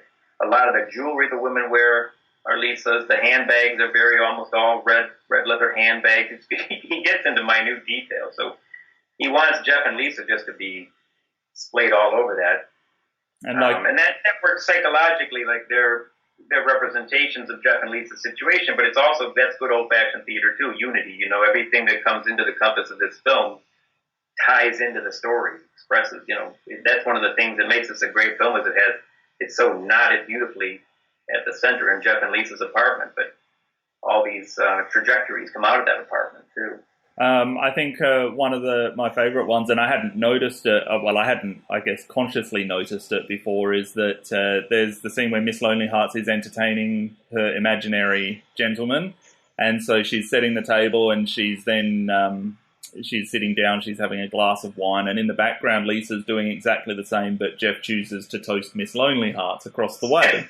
Yeah, which is really comical, because that's you know, Jeff has all these strong relationships with women across the way, all these fantasy women, you know, I mean, he feels bad for Miss Lonely Hearts, he lusts after Miss Torso, he wants to save Mrs. Thorwald, and meanwhile he takes for granted the one real woman in his life, the one who would like him to do all these things. She can't even get him to make out with her when she's on his lap, you know. So, and that's Hitchcock commenting on a lot of things, on human preference for fantasy over reality, the way men choose fantasy over reality, the way we do when we go to the cinema, himself, you know, and how he lived his much more, he lived, in a sense, romantically more intensely through a camera than he did in real life, which he was very conscious of. At one point, somewhere near the making of Rear Window, he made the point that he could be very frank in a joking way, and he said, at this point in my life, my legs are purely vestigial, right? So he said, I only exist from the waist up. So, you know, that's a real good parallel to Jeff right there.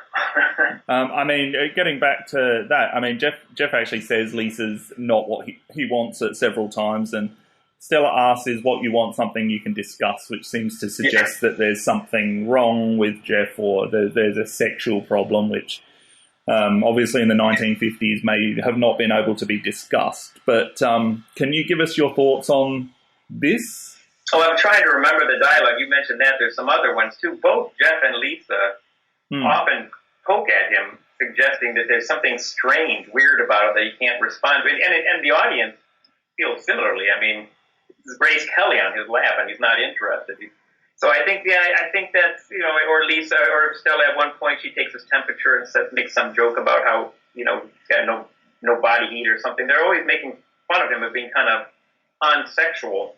And I think there's a commentary on, you know, men living in fantasy over reality, men being, you know, having a kind of an unhealthy fantasy life leading to a degraded physical life. And I think tying it into cinema and our own tendency to go to live in a world of fantasy and to watch rather than do, you know.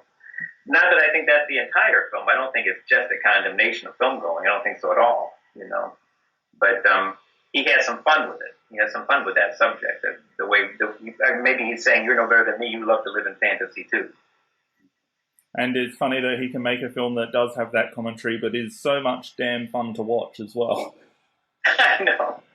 Yeah, and I also think sometimes people only think of Hitchcock as being sadistic and making fun of us and teasing us or calling us out on our voyeurism, but his camera is a very searching, sensitive, attentive camera. It's a very serious film, and it's a lovely study of the way people are alone in a populated place, and he's very alive to the sights and sounds of loneliness.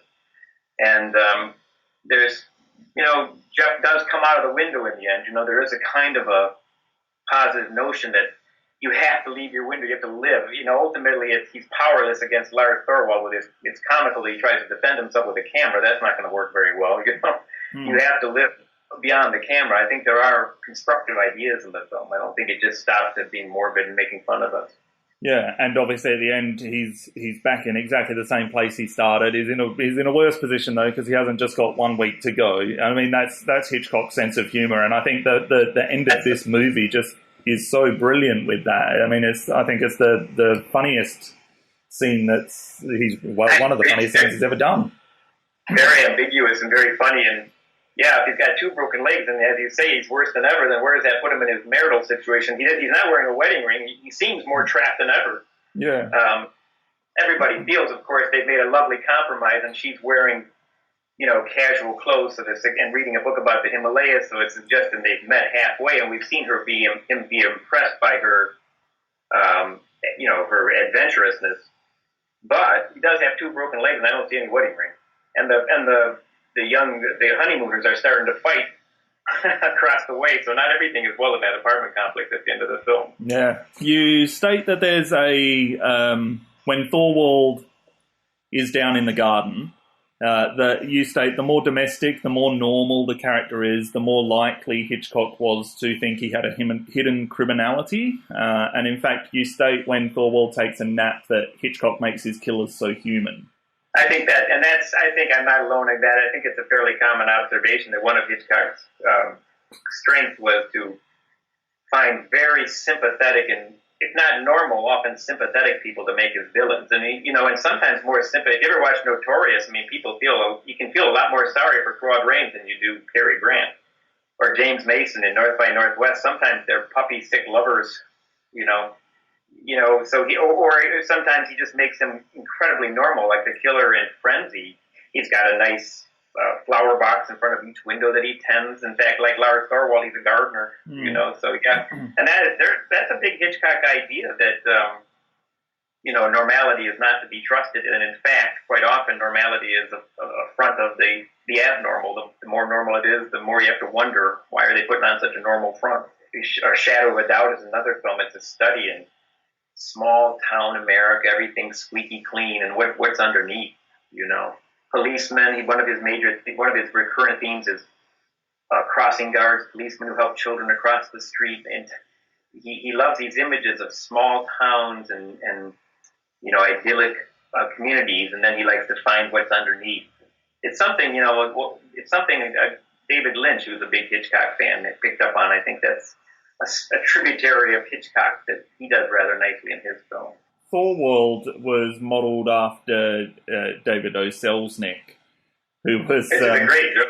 Yeah, and Hitchcock dressed him like Selznick and gave him mannerisms similar to Selznick and picked an actor who had physical traits that were similar to Selznick as well. Have you looked into their relationship too much, Selznick and Hitchcock? Well, that again, there's a lot on that out there, and it's a famous relationship. Selznick annoyed everybody. Selznick is the quintessential interfering producer, and thought he could save every film and shape every film, and he was tailor-made to drive Hitchcock nuts, because Hitchcock is, of course, one of the few directors who really required complete independence. And so their correspondence is interesting, and Hitchcock played a lot of games to make sure Selznick couldn't get to his film. Hitchcock was one of those breed of filmmakers who was very good at cutting his film, so there wasn't much left over for anybody else to do anything with. Ford would be good at that too. They thought ahead of Lubitsch too. They cut this stuff so there's nothing a producer could do. They had to cut in their head ahead of time. And as soon as he could get away from Selznick, he did. Selznick brought him over to the States from London to make Rebecca. And Selznick, helped his career quite a bit, but drove him nuts, like he did everybody else. So this was good payback, and it must have been funny because people in Hollywood would have recognized that gesture where he's walking around. You can picture a big-time producer walking around with the phone cradled in his shoulder, holding the rest of it, walking around his office. That was a famous self-made posture. Even if it's just a subtle dig that most people watching the movie aren't going to understand, it's fun for people, those little bits of trivia that are inherent throughout most Hitchcock movies, but it seems especially in Rear Window. Maybe it's important, too, because it just shows you how small he's etching in this film. It's of course not a significant detail, but it shows the meticulous level of attention. There's a comment you make saying the visual always trumps the verbal, and it's during the scene where Jeff tells Stella he needs a woman who's willing to go anywhere and do anything, and yet Stella is pushing Jeff around the apartment wherever she wants, doing whatever she wants with him, and Hitchcock seems to really enjoy this contrast between the visual and the auditory. Yeah, it's a great, and then it picks up a theme throughout the whole film that Jeff is supposed to be this Hemingway-esque kind of guy, but he can't do anything. And meanwhile, the women become more and more active, almost, and Grace Kelly is like an action hero by the end of the film when she's doing it all really nicely dressed and in nice heels, because he was supposed to be based on. He's supposedly based on Robert Capa, the famous photographer, World War II photographer, and who was a man of action too. So that too could be Hitchcock getting his payback on men of action. He certainly wasn't. The courtyard scenes you refer to as little silent films, that comes from the days that Hitchcock began as a silent film director. And there's a lot of, exposition told through visual cues in this movie, and a lot of it's told through Jeff's facial expressions. You obviously state that the newlyweds, when they come there, we know they're newlyweds because the husband carries the wife across the threshold of the front door. And it's a really simple way of doing that. And then you see Jeff's reaction shot. So, the other thing that you state about this is that all of the courtyard windows are different genres. So there's some drama, there's some romance, there's some horror, and there's even a point where Jeff becomes so comfortable with this voyeurism that he's snacking during this. Yeah. But it is almost like he is the audience member flicking through the TV on his remote control, picking what he wants to watch at the time. And he's got this endless supply, apparently. I think Hitchcock had that in mind. I think the sandwich, in an image that, Hitchcock's he's not American, he's British, and he was horrified by these triangular white bread sandwiches and with a glass of milk. As you may know, he was kind of disgusted by milk. And this is that kind of bland American food that he found comic and repulsive already. And then having that little bland snack while you watch TV, I think he really intended that to be an image of a late-night TV viewer. TV is just starting to take over. I hadn't thought of it. There's just one of those simple things that he's eating a sandwich, you just take that for granted. But it is very much, just the level of detail that Hitchcock's put in here and what that means. But one point when she, it lends some resonance to the film when Stella says we've become a nation of peeping Toms. She's talking about us as film goers, but I think it also makes sense now, that films are starting to come into the living room now, so you can just sit there in your pajamas and eat your sandwich and be a voyeur, and that's a new thing. And I think that, as I mentioned in the commentary, Hitchcock's going to go on to make a lot of money out of television right then. Yeah. So that film is very timely in pointing out the point where our voyeuristic addiction to these external images is now being imported right into our living room. It makes it a little stranger and seedier. Do you know what year his TV series started? I think, this film is 54, and I'll make a mistake if I say it, but it's real close. I want to say 55, 56, something like that. Grace Kelly's entrance occurs with what you call a dreamlike kiss. What's the significance of this introduction besides it being stunningly beautiful? I think you're almost left operating on a more artistic level, almost on a subconscious level. I don't know that it just shows how important Grace Kelly was to him and how moving she was to him. And that she comes in as a shadow first, and that moment he's playing with you, and you think it's a suspenseful moment, but that alone says that she has some kind of huge spiritual kind of resonance in this film. And then the kiss, of course, is almost directly to the camera. It almost seems like Hitchcock's greatest kiss with Grace Kelly on film. She swoops right down to the camera, he every once in a while he has kisses that are so intimate. Some critics all call them kind of pornographic. I mean, he just can't get close enough. And that stop action photography is gorgeous. I think in the long run, I would just say it's an ode to Grace Kelly, who he just adores, and emphasizes that she's the essence of this film. She's what Jeff should know he needs. And the whole thing came about when he saw Ingrid Bergman. Apparently, if this is true, that he saw Ingrid Bergman being taken for granted by Robert Capa, and at that point he was kind of in love with Ingrid Bergman, and he couldn't believe Robert Capa could take this goddess for granted. And so it reflects a little bit just how deeply, to make a really good film, he had to kind of get excited about his actress and get romanticized to come up with these beautiful, lush images. And so I can't really give a concrete explanation other than it's showing how important Lisa is to both Jeff and to Hitchcock, especially that kind of first-person kiss. I think it's almost his most private moment with Grace Kelly that he shares for himself almost, I love that it does start with something that feels a little more sinister than it's going to turn out. The shadow creeping over Jeff is a fantastic shot, and then to transition that into this really stunning shot of the kiss and the stop motion, as you say, which changes it. He kind of elevates it above everything else we see in the movie, because that's not stop motion, so it's a little bit of a difference. But to start with the shadow and then transition into this kiss is a really amazing sequence of shots. And if you want to, tap into his typical black humor too, I mean, there are many times in the film where Jeff makes jokes about marriage being a dark thing, or marriage being a violent thing, or marriage. So it's almost like this is that thing he fears. This is that what he's worried about. Or if you want to get all Freudian on it, we see all these examples where he seems to be scared of her sexually. There's another explanation of the shadow. You state that Mrs. Thorwald is a dead ringer for Lisa, and there's a couple of scenes there, particularly when she's creeping up on Lars on the phone to his mistress, where you get a really good look at her, and that the nightgown that she wears is the exact same nightgown that Lisa will wear. It's just Lisa's wearing a shawl as well. Is right. Mrs. Thorwald meant to posit for Lisa, and does this have any kind of commentary on whether Jeff has hostile feelings towards Lisa? Lars is a lot like Jeff. He's an older man. He travels a lot, and he's trying to get out of a relationship. I mean, both Jeff and Lisa want to get rid of the woman in their life, but obviously, Jeff and Lars, obviously Thorwald's a lot more dramatic, but that would make sense with all these windows across the way being kind of projections of Jeff's fears and fantasies and opinions. Right from the beginning, he has ideas about what Lars Thorwald's life is like. So I think Jeff wants to get rid of Lisa. Lars wants to get rid of his wife. What's really ironic is later in the film, Lisa will be in Lars Thorwald's apartment, and Lars will have his hands around her throat. So Jeff gets what he wants. He wanted to get rid of Lisa. Well, there he is with his doppelganger is ready to knock her off.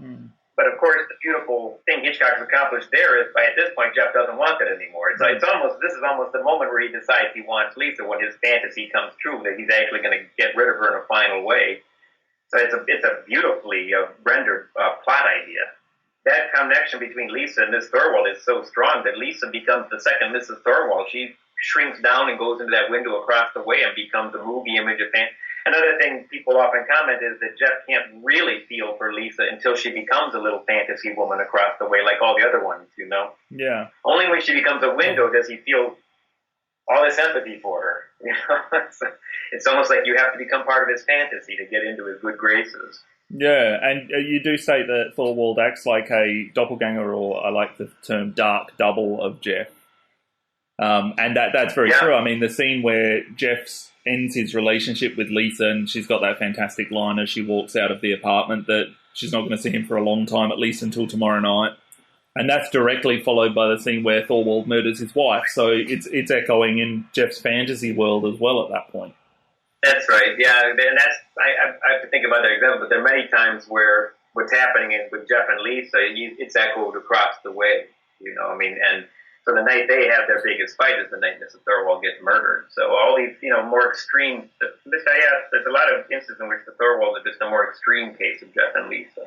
There's a point around this point, obviously, where Jeff becomes what you call a professional voyeur, and that he becomes a surrogate for the filmmaker instead of a surrogate for the film goer, and that's because he's pulled out his binoculars and then he's pulled out his telephoto lens, so he's using more professional equipment, just as a director would, rather than just his eyes as an audience member would.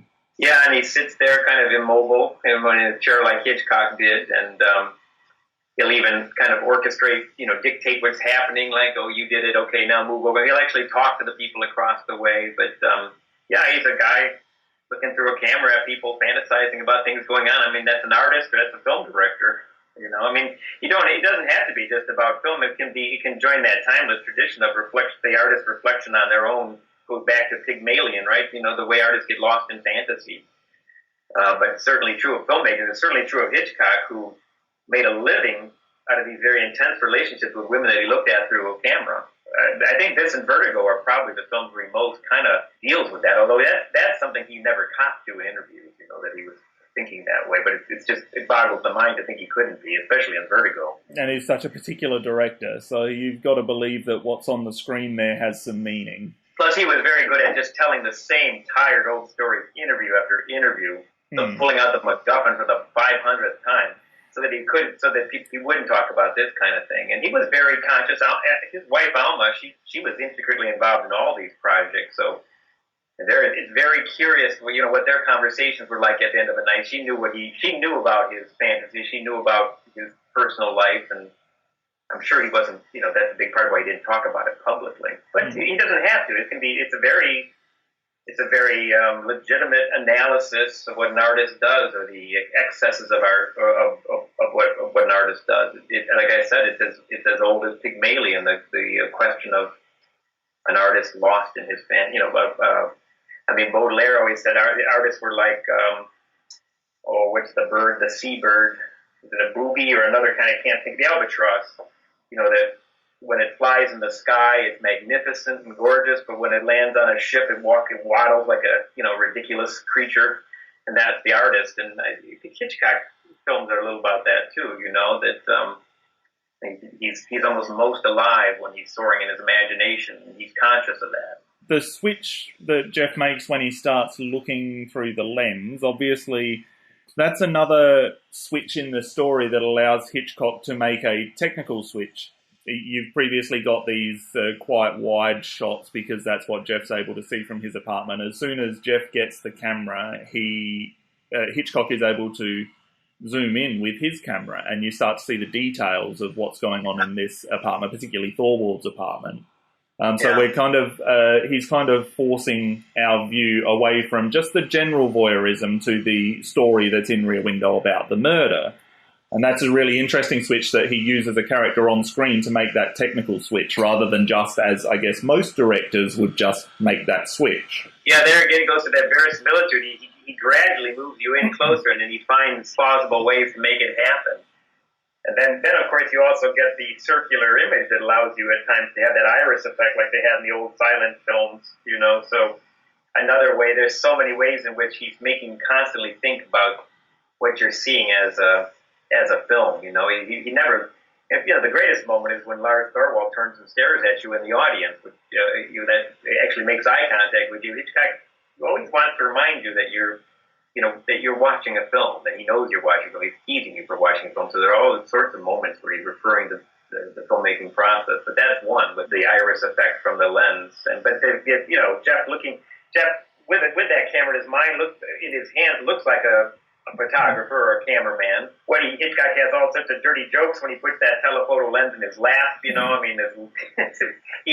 Hitchcock had such a lascivious sense of humor. He's like Shakespeare. He just couldn't pass up a dirty joke.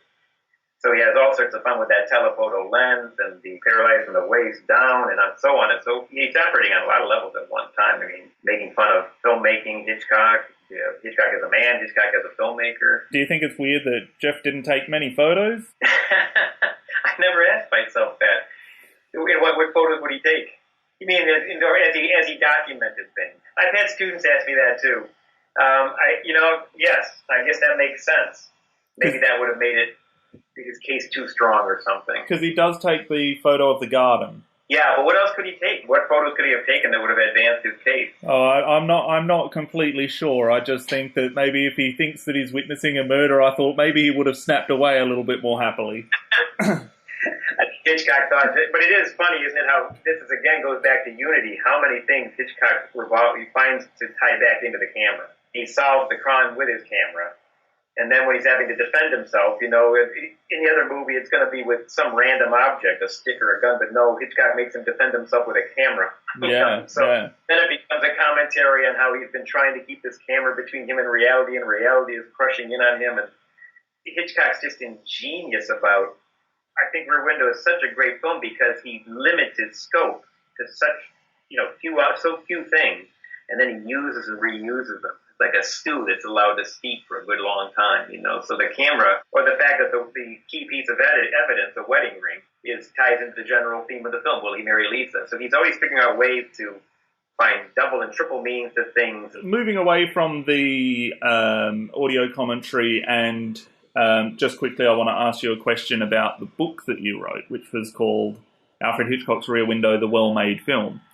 And can you just give us some insight into where the phrase "the well-made film" came from? I think it's kind of a bland name, but I think I was thinking of Clarence Brooks' "The Well-Wrought Urn," which was a new critical study, and these were critics who just reverenced the work of art itself, not the biography, not the historical context. But their criterion for judging a great work was the work itself, its structure, its unity, its form, its balance, its proportions. A kind of an aesthetic appreciation with this school of criticism, and I think I was trying to point out that you said at the beginning why you chose this film, that this is something of just a perfect little gem of a film in pure construction, in pure aesthetics. I can't think of any other Hitchcock film that is as tidy. And so all the other great ones we've mentioned, Psycho has that scaled-down television crew that makes it kind of cheap looking, and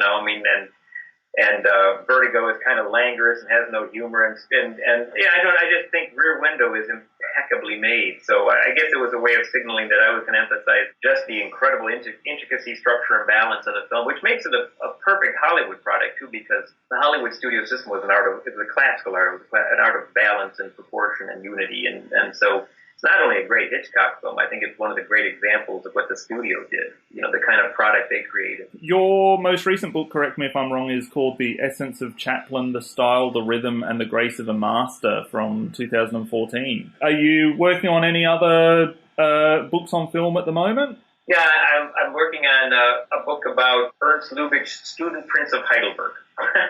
Okay. Which is a beautiful, wonderful, way underappreciated silent film. Just at the end of the silent era. One of the reasons it's unappreciated is it's not released anywhere yet. So you can see it on YouTube now, and it's been released. Have you ever seen it, or I don't know? I never have. No. The British composer, I've chatted with him about the film, and I can't think of his name right now. He's created a beautiful. He's the one who worked with McCartney on his things. You know him, but he created a beautiful score for this film. So it is shown publicly with his score at times. I think it's starting to gather a following. And so it's a little chance for me to talk about Lubitsch and silent film and a kind of film Lubitsch made that nobody seems to appreciate. It doesn't fit into the normal Lubitsch mold. So that's what I'm working on now. Thank you for joining us, John. And for our listeners, you can check out the audio commentary, as we said, on the DVD and the Blu-ray releases that is available either separately or in the Alfred Hitchcock Masterpiece Collection. And certainly try to track down John's book, Hitchcock's Rear Window, The Well-Made Film, and we'll provide some links to where you can purchase that in the show notes for this episode. So once again, thank you so much, John, for your insight into this movie. It's been a pleasure talking to you. Thanks, it was fun.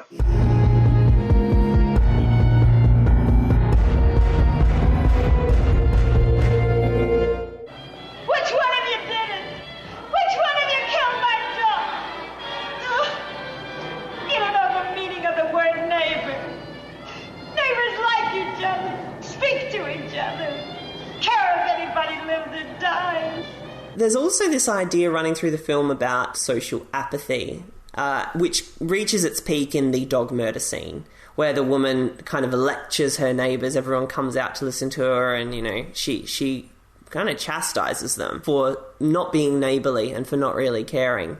And this idea of social isolation actually kind of grew after Rear Window.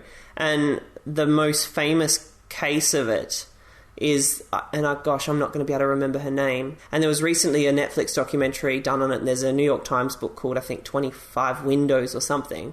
And it's this girl really was murdered, and there were dozens of witnesses who saw it, and nobody called the police, and nobody helped. Nobody did anything.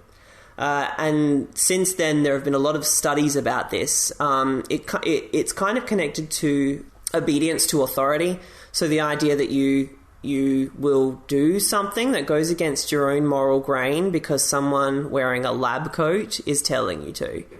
And it is really disturbing. And, I mean, look, Rear Window, it's not really what it's about, and it only just sort of barely touches upon it. But it is something, it does lead to, for me, probably the most chilling moment in the film, which is... And it's so well done because that moment's really dramatically like a peak in the film, and we're watching everybody and we're really caught up with it. And it's only when Jeff says to us, have you noticed Thorwald's not come out?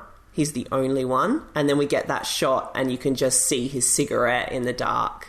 And it's essentially an admission that he's killed this dog because he's the only one not curious about what's happened. Also, I wouldn't come out with the way that she was blabbering on. Shut up. I mean, she chastised all of her neighbours. She never seemed to have an issue with them before. You'd come out to see this squashed dog on the ground. It's really interesting that it's in there, and it's really interesting to think about. And we'll post something in the show notes, Damien, about that murder, so that if you haven't heard about it, which I'm sure you have, because it's kind of come into the zeitgeist a bit over the last few years, that you can have a read of it. It's really worth reading. I don't know anything about it, so yeah, I'm really intrigued now. I read the book, which isn't a great book. It's called 25 Windows. Something like that. It's probably more windows or less, but... Probably not 25. 20-something windows. Did you get my note? Well, did you get it, Thorwell? Who are you? I'll give you a chance to find out. Meet me in the bar at the Albert Hotel. Do it right away. Why should I? Little business meeting to settle the estate of your late wife. There's, I think, a lot of the voyeurism in this movie, and where this differs from what Truffaut was saying in his review, is that this is just life, This is just, we see this everywhere, a lot of this stuff. So you look out at the window at someone and you see something like what's happening in Rear Window, and just the fact that they've got their windows open. I mean, most of it is pretty meaningless. Yeah. And, it's not too bad. And where this movie differs, obviously, is it presents us with a murder or the suspicion of a murder.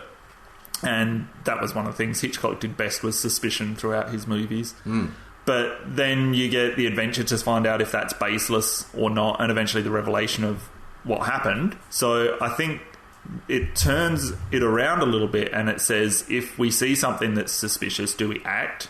And if we don't and it turns out to be true, are we at fault? So there's an ethical argument to both sides of the story.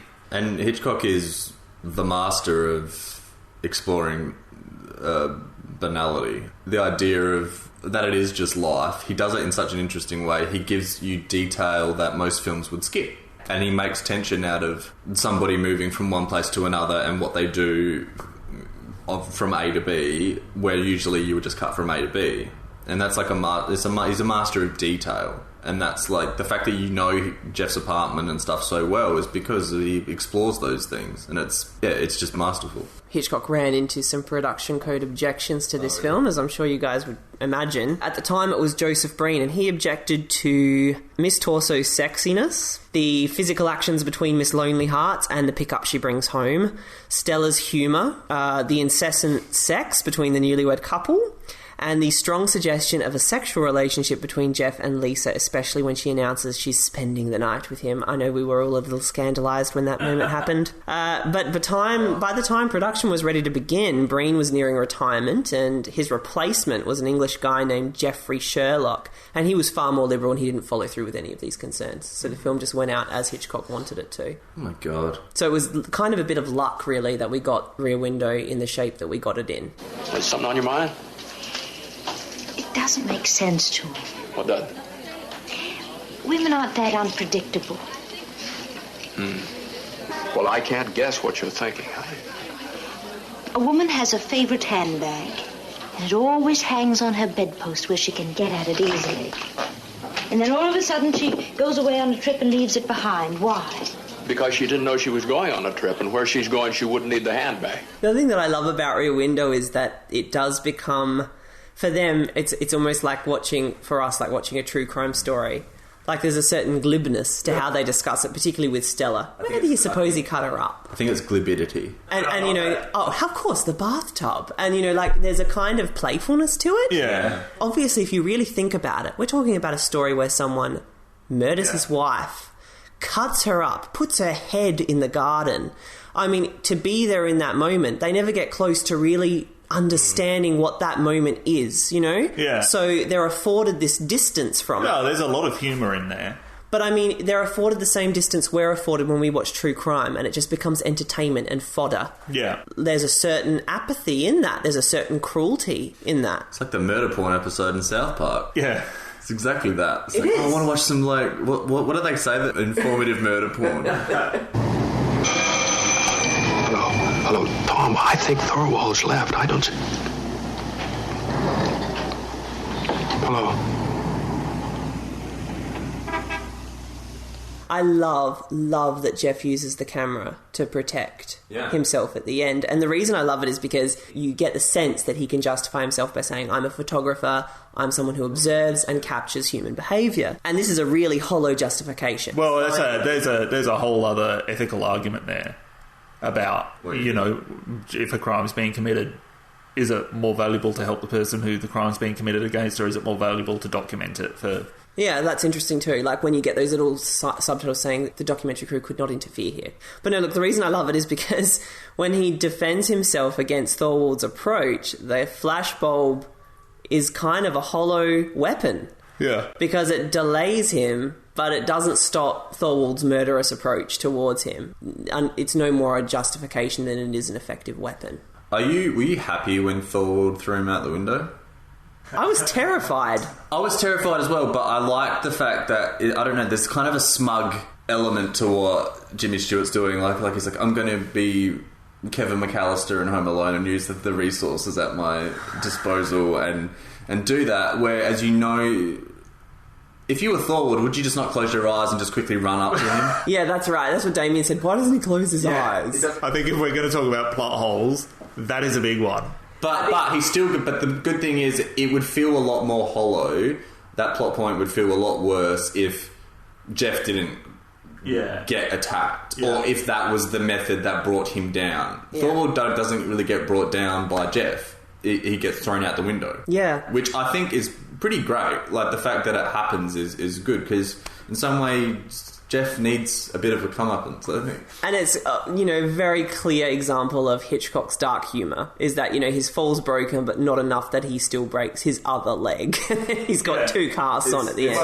got a week left at the start of the movie, and now he's got another couple of months at least. As a dot point we were going to explore was, like, who is Jeff at the beginning of the film and who is he at the end of the film? And all I wrote, the first sentence I wrote is, Jeff is a photographer with a broken leg at the beginning of the film. At the end of the film, he's a photographer with two broken legs. But yeah, it is a really sardonic sense of humour, that. To go back to that idea about Jeff's transition, if there is one, it's definitely around Lisa. Yeah. And that's where he really does change. And Lisa has a wonderful moment in the film, and it's one of the most terrifying moments in the film, when she goes into Thorwald's apartment and she gets the wedding ring. Yeah.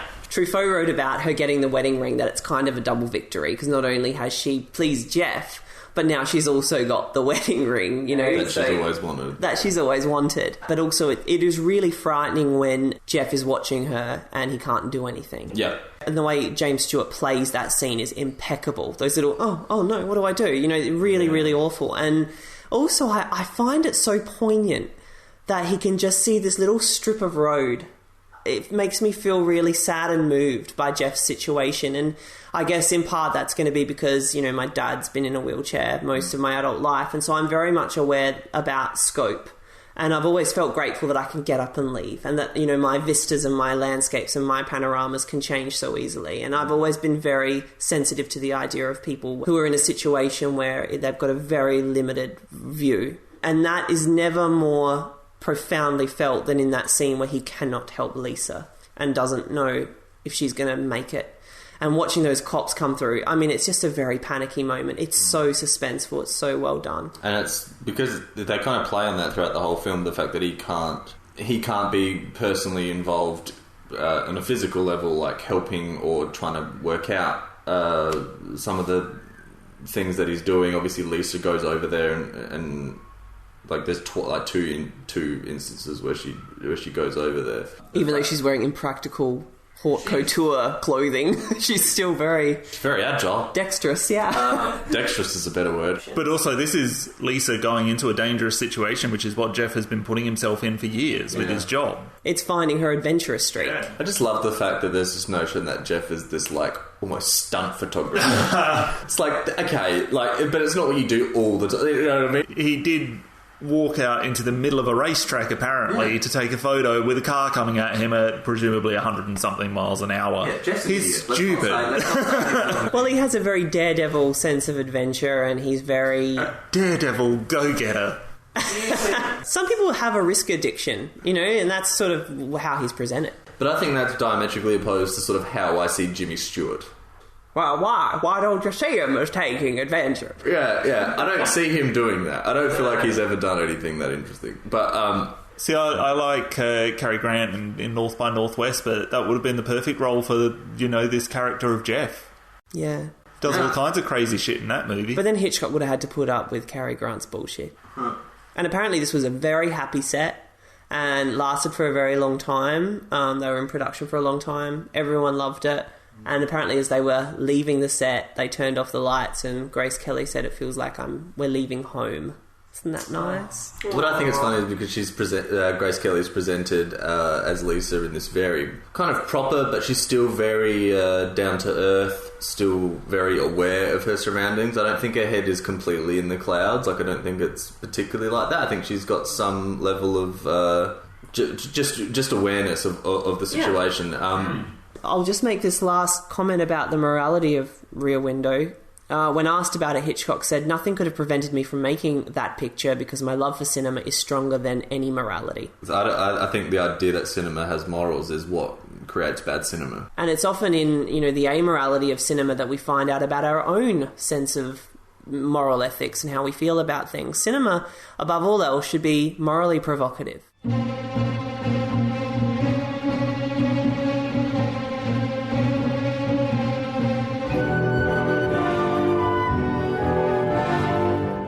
Rear Window was released on August 1, 1954 and grossed $26 million. It was among the highest grossing films of the year, along with White Christmas, the Kirk Douglas starring adaptation of 20,000 Leagues Under the Sea, the biblical drama Demetrius and the Gladiators, and the Humphrey Bogart vehicle The Caine Mutiny. It was released in both 1983 and 2000, re-released, and currently has a cumulative box office total of $36.7 million. Along with Notorious, which made $24 million, and Psycho, which made $32 million, Rear Window is one of Hitchcock's highest-grossing films. Critical reception, as we said, was very good for the movie. Time magazine called it the second most entertaining picture made by Hitchcock after The 39 Steps. Variety's William Brogdon called it one of Hitchcock's better thrillers, saying Hitchcock combines technical and artistic skills in a manner that makes this an unusually good piece of murder mystery entertainment.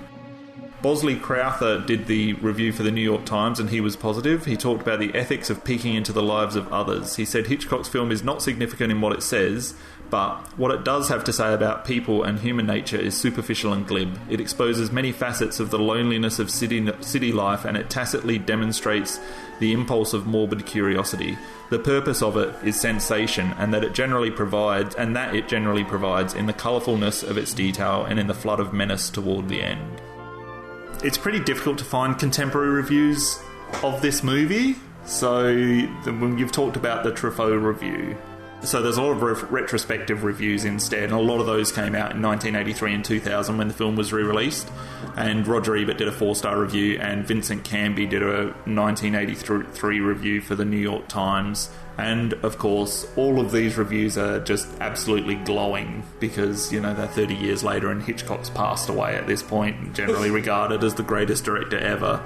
So, these reviews are either helped or hindered by hindsight, but they're never as interesting to re-examine. All right, ladies and gents, we've come to that time of the evening where we do our film quiz.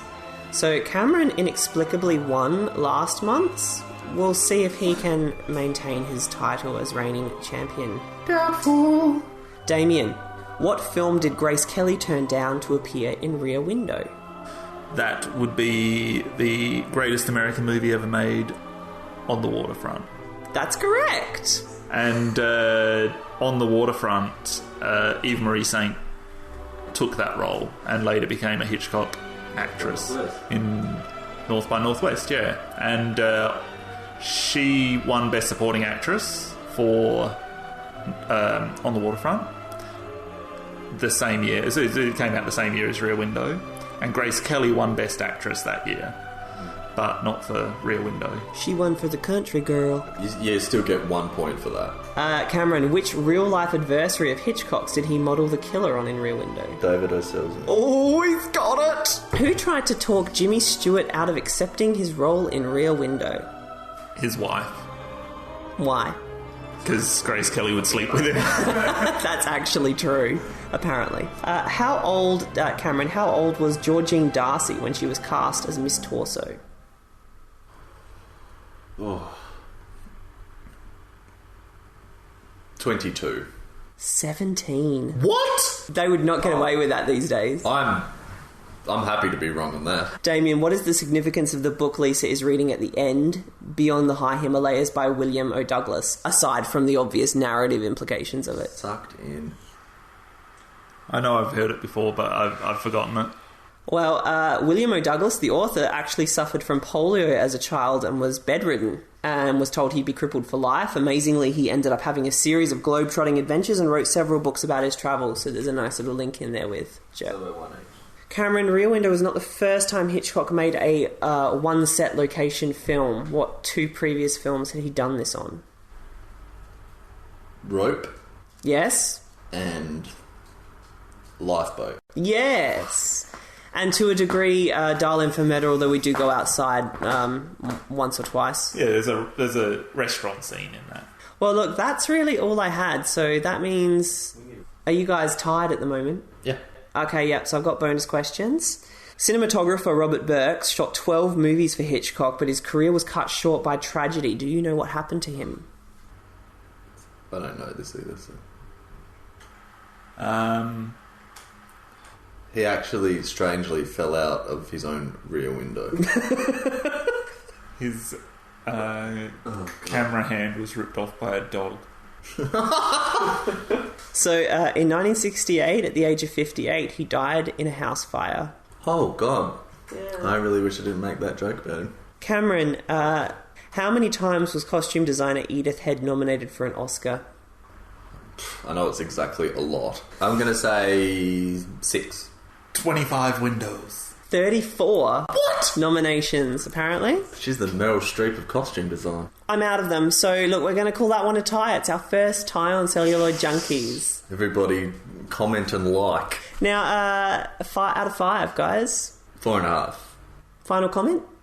4.5, really? That seems nuts. I deduct half a star because of the scene where Jimmy Stewart is whispering needlessly on the phone. That shits me to tears. Oh, God, you're such an anti-whisperer person. Half a star for that.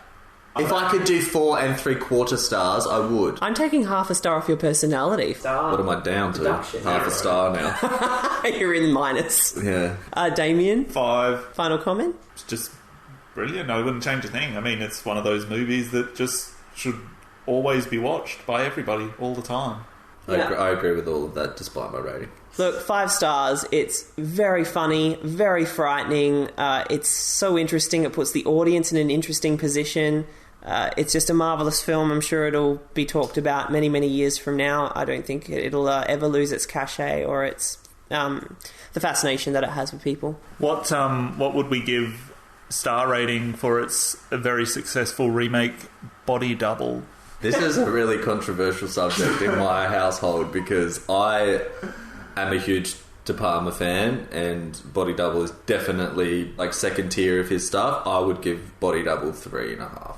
I like Body Double. I think it's a great fun movie. I know, but you need to know that it's De Palma I think if you saw it without that knowledge, you'd be like, this is just 80s trash. And De Palma is very much a lot of his movies are homages to Hitchcock movies. Yeah. And so you need to watch it in that respect. I mean, look, in all bad De Palma films, you're always going to get a handful of great scenes and moments. So when I think of Body Double, I think of the shopping mall. What would you give, since it'll never come up as a film where you do one thing, the other sort of remake, Disturbia? Yeah, Disturbia is really fun as well. I'd probably give Disturbia 3. Disturbia has aged really badly. I think I saw it a couple of years ago and I could barely keep my interest in it. Yeah. Also, I'm not a big Shia LaBeouf fan. He is. It's funny, I think Shia LaBeouf is a really, really good actor. I think his personal life has kind of overshadowed my feelings of him now. And look, for anyone who... all of our gay male listeners, you should really get your hands on Nymphomaniac by Lars von Trier, because Shia LaBeouf has some very sexy scenes in that film. Anyway, if you do enjoy Rear Window, there's also Sliver by Philip Noyce and Road Games by Richard Franklin, which stars Jamie Lee Curtis. It's an Australian film, and it's often referred to as very Hitchcockian, and Rear Window on Wheels. So there's a few movies there if you haven't checked them out, but you enjoy Rear Window. And that wraps up our episode on Rear Window. Join us again next month as we take a look at John Huston's 1948 film noir Key Largo. Download it, order the Blu-ray, steal someone's copy, do whatever you have to do to see it. Give it a watch, and then you can join us again next month. Until then, keep the curtains drawn, don't break any bones, and mind your own.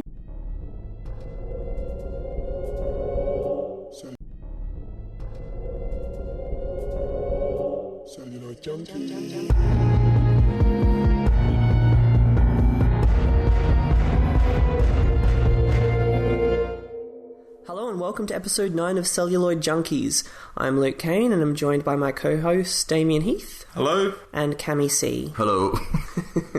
This month we are profiling one of the greatest films ever made by a cinematic giant, Alfred Hitchcock's 1954 thriller Rear Window. Why would a man leave his apartment 3 times on a rainy night with a suitcase and come back 3 times? That's the way his wife welcomes him home. No, there's something terribly wrong. I've seen bickering and family quarrels and mysterious trips at night, knives and saws and ropes, and now since last evening, not a sign of the wife. How do you know there was a murder? Because everything this fella's done